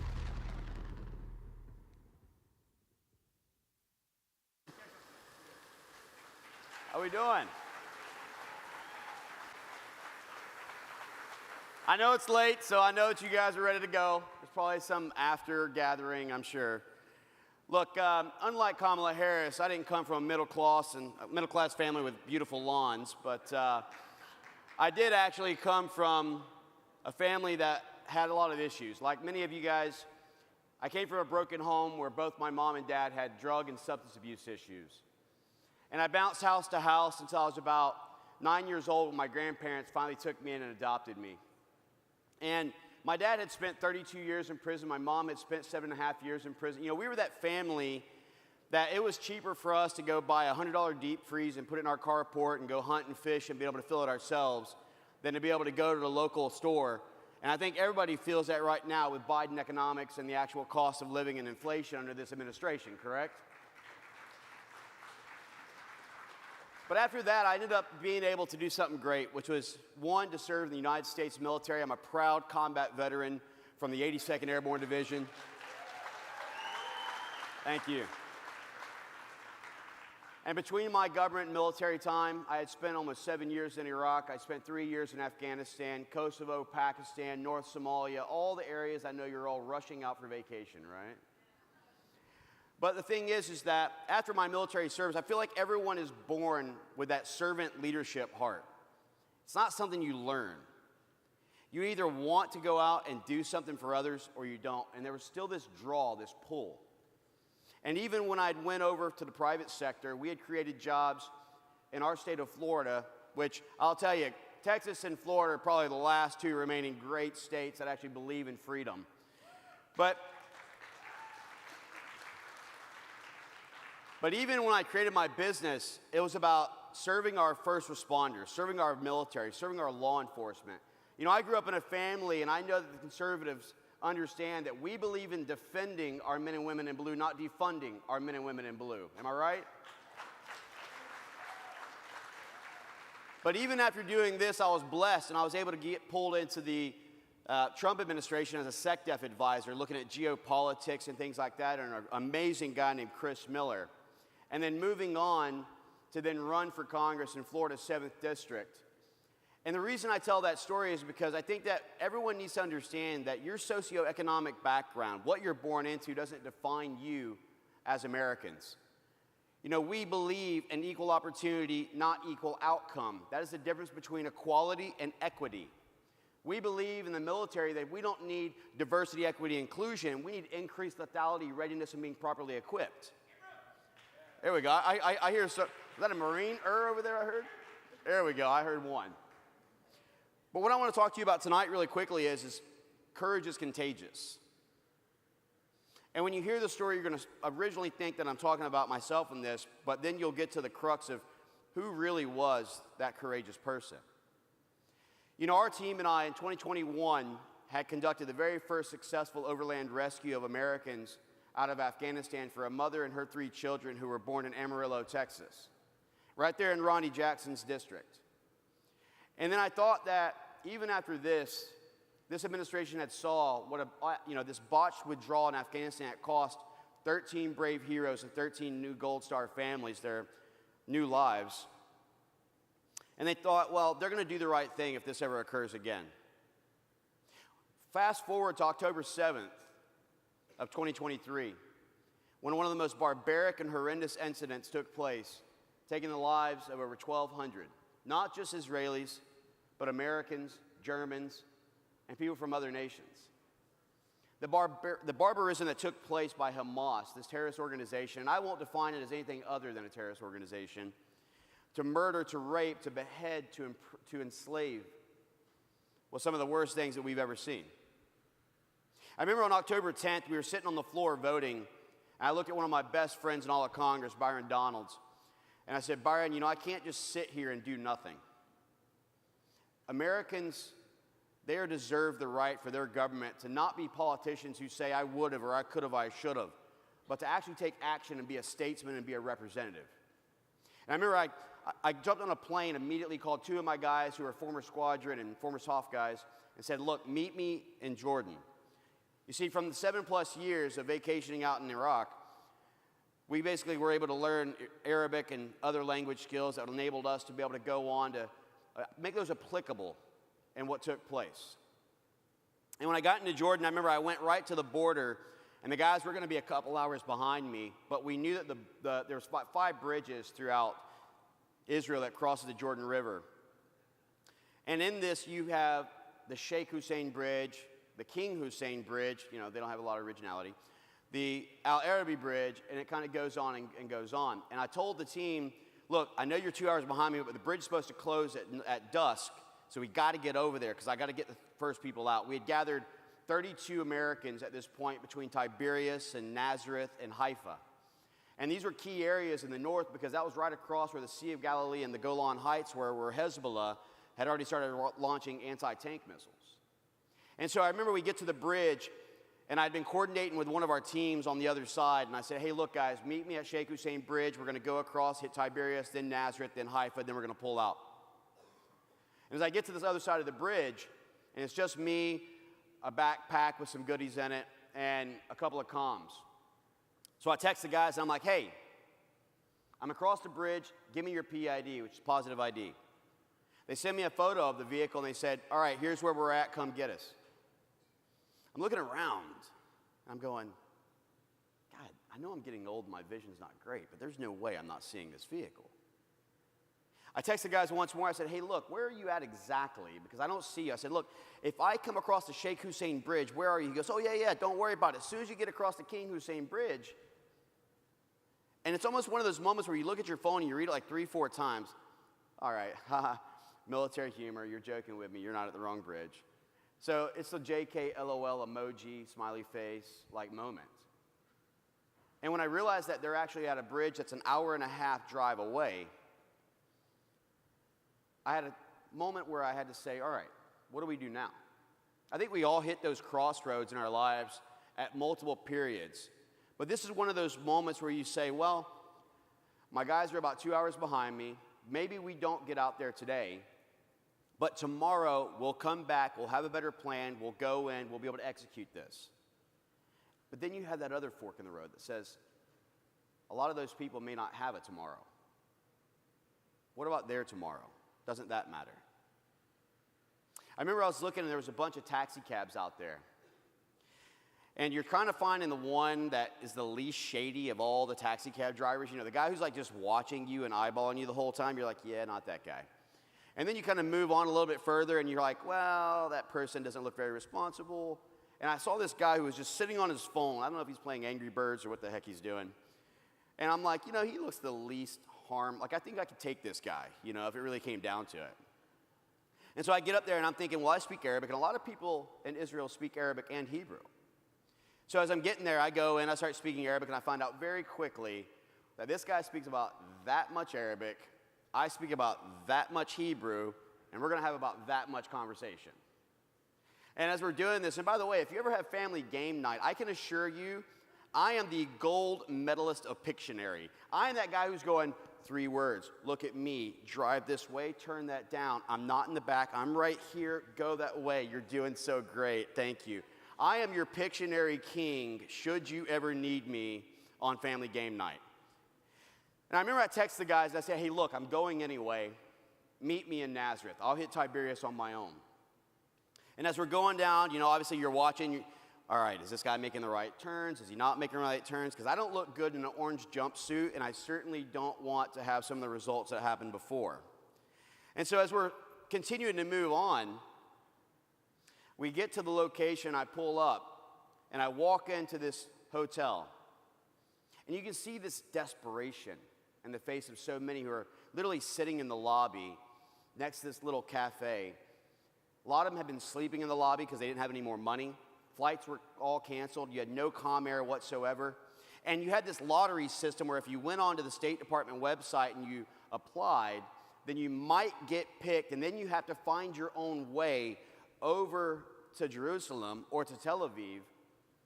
And then you have to sign, and I kid you not, you had to sign a promissory note to the United States government that I will repay whatever the cost is for you to get me out of here. Repay. You know, I believe in the idea that when we pay our taxes, that one of the things we talk about is the take care clause, which is the responsibility of government to ensure the protection and safety of all Americans. That's the same thing of why our borders need to be closed, right? Is to keep Americans safe. But as I get there, I go in there and I can see everyone's got their luggages, their rollers, everything. And I walk in and I said, all right, listen, my name's Congressman Corey Mills. I know I had talked to a lot of you about the idea of being here, having a couple of armored vehicles, some security guys, and we're going to be moving on. But it's me, and I got a couple of taxi cabs outside.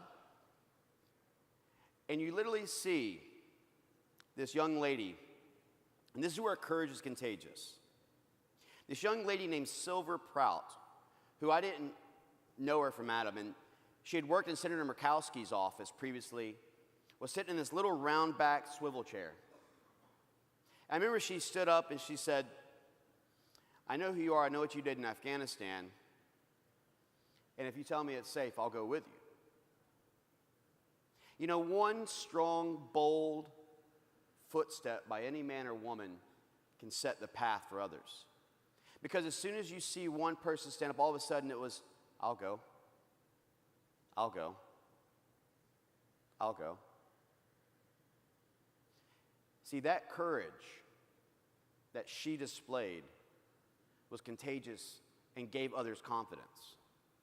You know, this is the same courage, by the way, that we all have to continue to exemplify when we're trying to be silenced, we're trying to be canceled, when we're being told that being pro-life or to basically be an individual who believes in conservative and constitutional values, that we should be silenced, we should be put to sleep, we should basically be, eliminated. That's the message that's being put out there.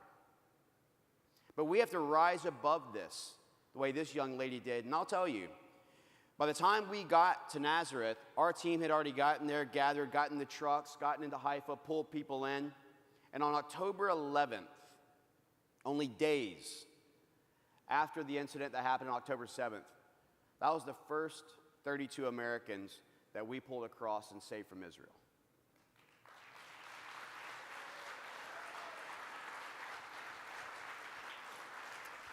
And then the next day through the West Bank and to Jerusalem and others, we pulled another 45, then another 10, then another, and we got done.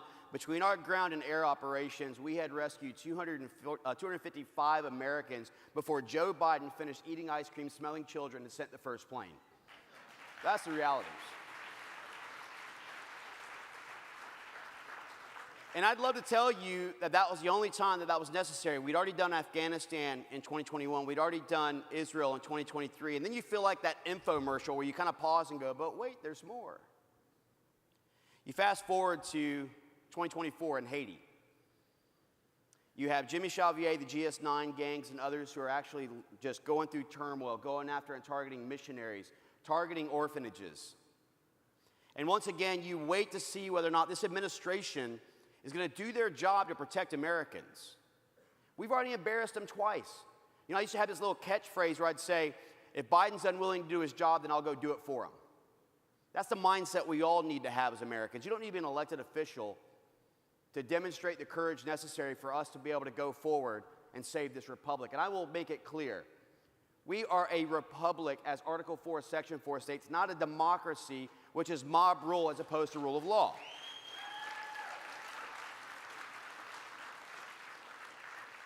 But spokesperson Miller for the State Department came forward and made a comment, and he says, we have no plans or intent on rescuing Americans trapped in Haiti.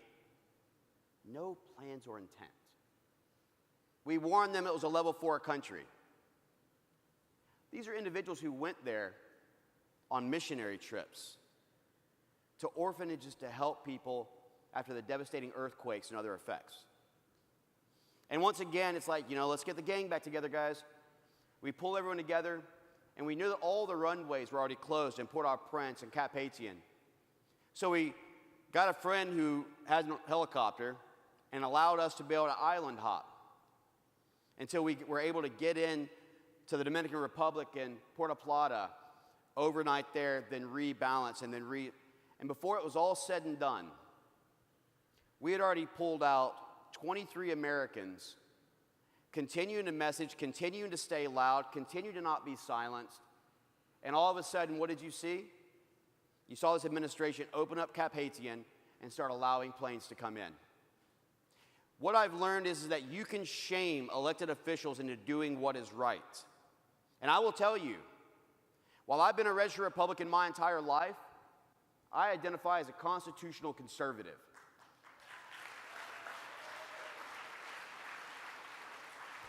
We have to bear in mind that it's not just the Democrats who have left and abandoned us at times, but the Republicans or those who claim to be Republicans as well. And we see that in our voting. I'm a simple 7 Article 27 Amendment constitutionalist. I believe in standing for what is right, and I believe so much in standing for what is right that I understand that personal enrichment and public service are mutually exclusive. You can't serve the people and serve yourself. And that is why I have pledged and I have continued and I co-sponsored to ban stock trading for all elected officials, their spouses. You shouldn't buy, sell, and trade stocks that you can manipulate through legislation. And to take it a step further, I'm the only member of Congress out of 535 members, when you think about the House and the Senate, who donates my salary back to a woman, child, veteran charity in my district, because this is about serving the people, not serving my own interests.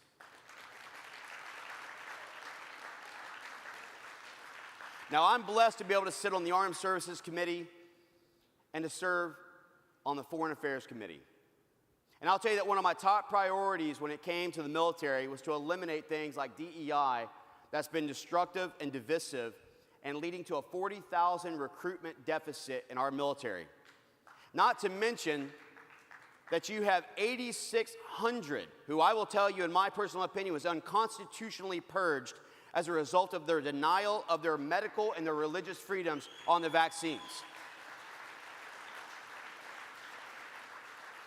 And I believe that they should not only be allowed, should they determine that they would like to come back to the military, but with full benefits, back pay, and the opportunity to serve their country, not serve a political agenda.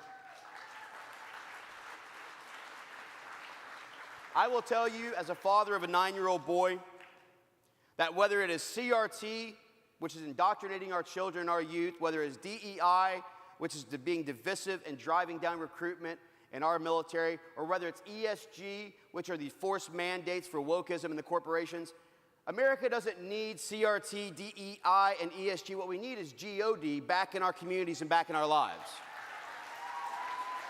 Right? I think we can give a good amen on that one, right?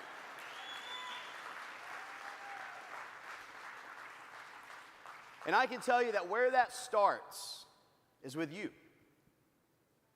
For too long, even the Republican Party hadn't prioritized the significant role that our youth plays into things. But you're the most at risk with the decisions that we make in government. You're the ones who are going to have to live with the consequences of the decisions that go forward. And I acknowledge that. And I acknowledge it so much so that when I talk about courage is contagious, it also means that you sometimes have to go against your own party when you know the decision is wrong. Things like the AUMF, this authorized use of military force, which is carte blanche warfare, direct abdication of our constitutional duties under Article 1, Section 8, Clause 11 through 13. I can tell you that I care less about the borders of Ukraine 9,000 miles away. I care more about the borders 900 miles away that need to be secured to protect Americans. No more angel families, no more fentanyl trafficking, no more human and sex trafficking going on. This is a humanitarian, a medical, and a national crisis. And so we go forward, and maybe there's 27 of us, maybe there's 30 of us. On a good day, maybe there's 50 of us in total who will vote things that are constitutional and physically responsible. And I have never minded being on that side of things. And I can tell you that the leadership on both sides and the others who have been there will try to play these little games with you. They'll come to you and go, well, what can we do to get you to a yes? How much money do you need for your reelection? What committees do you want to be on? You know, they figured out real quick that I can tell you right now that every one of my votes as one of the most constitutionally conservative members of Congress are about promoting and keeping and restoring America's voice, not continuing and promoting DC's greed and corruption. And that's where we all have to be. And we just saw that this week with that continuing resolution nonsense, that they were trying to drive up more debt, being more irresponsible. And I told them that enough's enough. I've never voted on a continuing resolution, a minibus, omnibus, hell, a short bus at this point. I don't know what they want to call them. But I can tell you that we have to understand that at $36 trillion in deficit, this is the first time in America's history that this year we'll spend more on interest payments to service our debts than we will our entire national defense annual spending.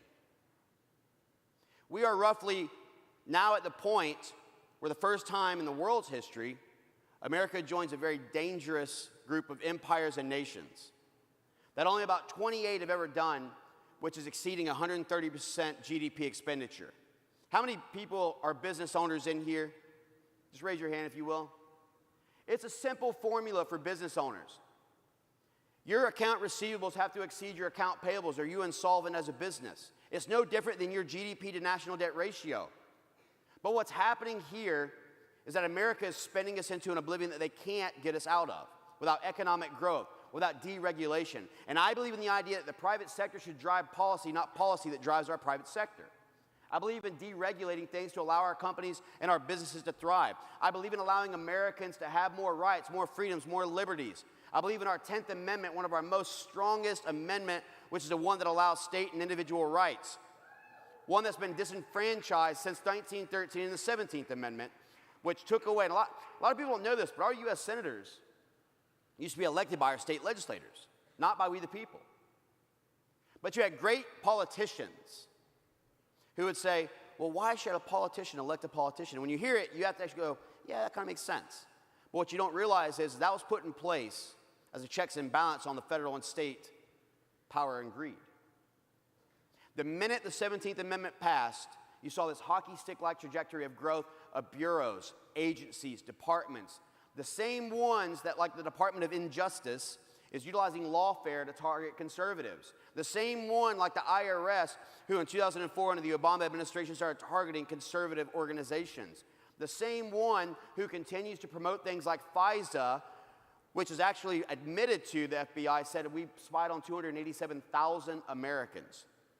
And you had Republicans wanting to reauthorize that. But once again, there was about 20 to 30 of us who rose and said, nope, we're not going to have that anymore. We're not going to have irresponsible spending. We're not going to have overregulation. We're not going to have open borders. We're not going to continue these endless wars that actually do nothing for America. We're not going to continue to implement all these indoctrination strategies that are poisoning our youth. And we're not going to allow someone to be criticized simply because they believe in the Almighty. That's where we have to be. And it's up to us who have been the silent majority. And I'll tell you, our nation did not get this way overnight. And so it's up to us in this room to no longer be the silent majority, to no longer allow ourselves to be canceled or to be silenced, but to be loud and to make the noise necessary so all the world can hear that America is still the shining beacon on the hill, that America is still the last hope for true freedom, liberty, and prosperity. And the only way we do that is to come together. And so I ask everyone in this room, if you care about eliminating CRT from our educational system and getting back to reading, writing, and arithmetic, if you believe in our military being able to serve our country and not serving political agendas, if you believe in corporations being able to rise up and not be overregulated by federal government, or the idea that you can believe in God without persecution and criminality, that you can do what is right as a conservative and not have lawfare utilized against you, then I can tell you that to secure our borders and to stop these endless wars, you have to be loud, you have to get out there, and you have to lean forward into this fight. You have to be like President Trump, who said, fight, fight, fight, and that's where we have to be. So I'll tell you, I thank you so much for the opportunity to be here to speak with you, to get you guys to understand a little bit about me. But I'll tell you right now, it is up to you, the youth, to get out there and to make your voices heard.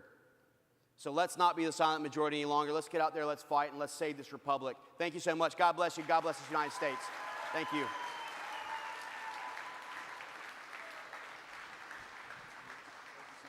Thank you. Well, thank you guys. Thank you so much. It's been awesome to have you here tonight. My encouragement to you is to be back here bright and early. Doors open at 7. We are starting at 8 a.m. We'd be so honored to have you participate in our amazing panels, our panels tomorrow. How to rise in politics. If any of you want to run for office, or if any of you want to work in politics in any way, and maybe that's not your thing, but if you want to be involved in politics, we have Aaron Reitz, Ted Cruz's chief of staff here, really great guy. Glenn McKay, who works with the Club for Growth Foundation. We have Jillian Anderson, who's like this comms guru who's on Fox News all the time. They're going to talk about how you can rise in politics, which is super cool.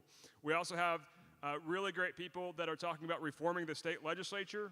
I could go on and on and on, but Dr. Tom Alverson, Steve Toth, Brian Harrison, some really great guys who are talking about moving the Overton window in the state legislature to the right. And we have an amazing pro-life panel with Lily Kate and Jonathan Sines. You won't want to miss this. It's going to be awesome. Taking Back Harris County. That's a great panel with Sidney Siegel, a couple of others, Kenny Webster, great friends of mine. So they're going to talk about that. It's going to be a great, great morning. So I would hope that all of you are here for those panels. And we're going to have some amazing speakers tomorrow. You won't want to miss it. We're going to send you some text to remind you. If you would, if everyone here if our team, maybe they weren't prepared to do this, but if everyone that's on our Texas Youth Summit team, if you would just come up here real quick, and if we could just acknowledge you. I want to acknowledge some of the people who have helped us put this together. So maybe Texas Youth Summit organizing team. I didn't tell them that I was going to do this, so this is probably my fault. But while they're coming up here, if they're able to come up here, I also want to have you do one other thing. If you would, if you're on Instagram, would you follow Texas Youth Summit? On Instagram, follow Texas Youth Summit. So follow and support us in what we're doing. It's really a great thing to stay in touch with us on social media. So follow us on Texas Youth Summit. And we have one person, Jordan. Anybody else coming, Bethany or Elizabeth? Okay. Well, maybe we'll do this tomorrow. But Jordan did such a great job. Jordan, raise your hand. She worked with all of our sponsors. So Jordan, thank you very much. And thank you, Bethany, who worked with our Patriots dinner. Thank you, Elizabeth, who worked with all of our group there. We have some other amazing people who've done a great job tonight. Leah, who's running the back. Katarina is working with media. Just, these are volunteers who spend their time doing great work. And Abby, who's over all of our volunteer work. Bethany Riley, who she's done an amazing job. All these people are incredible people who I'm so grateful for. Sage Gable, his dad is doing the security. He's the constable here, Constable Ryan Gable.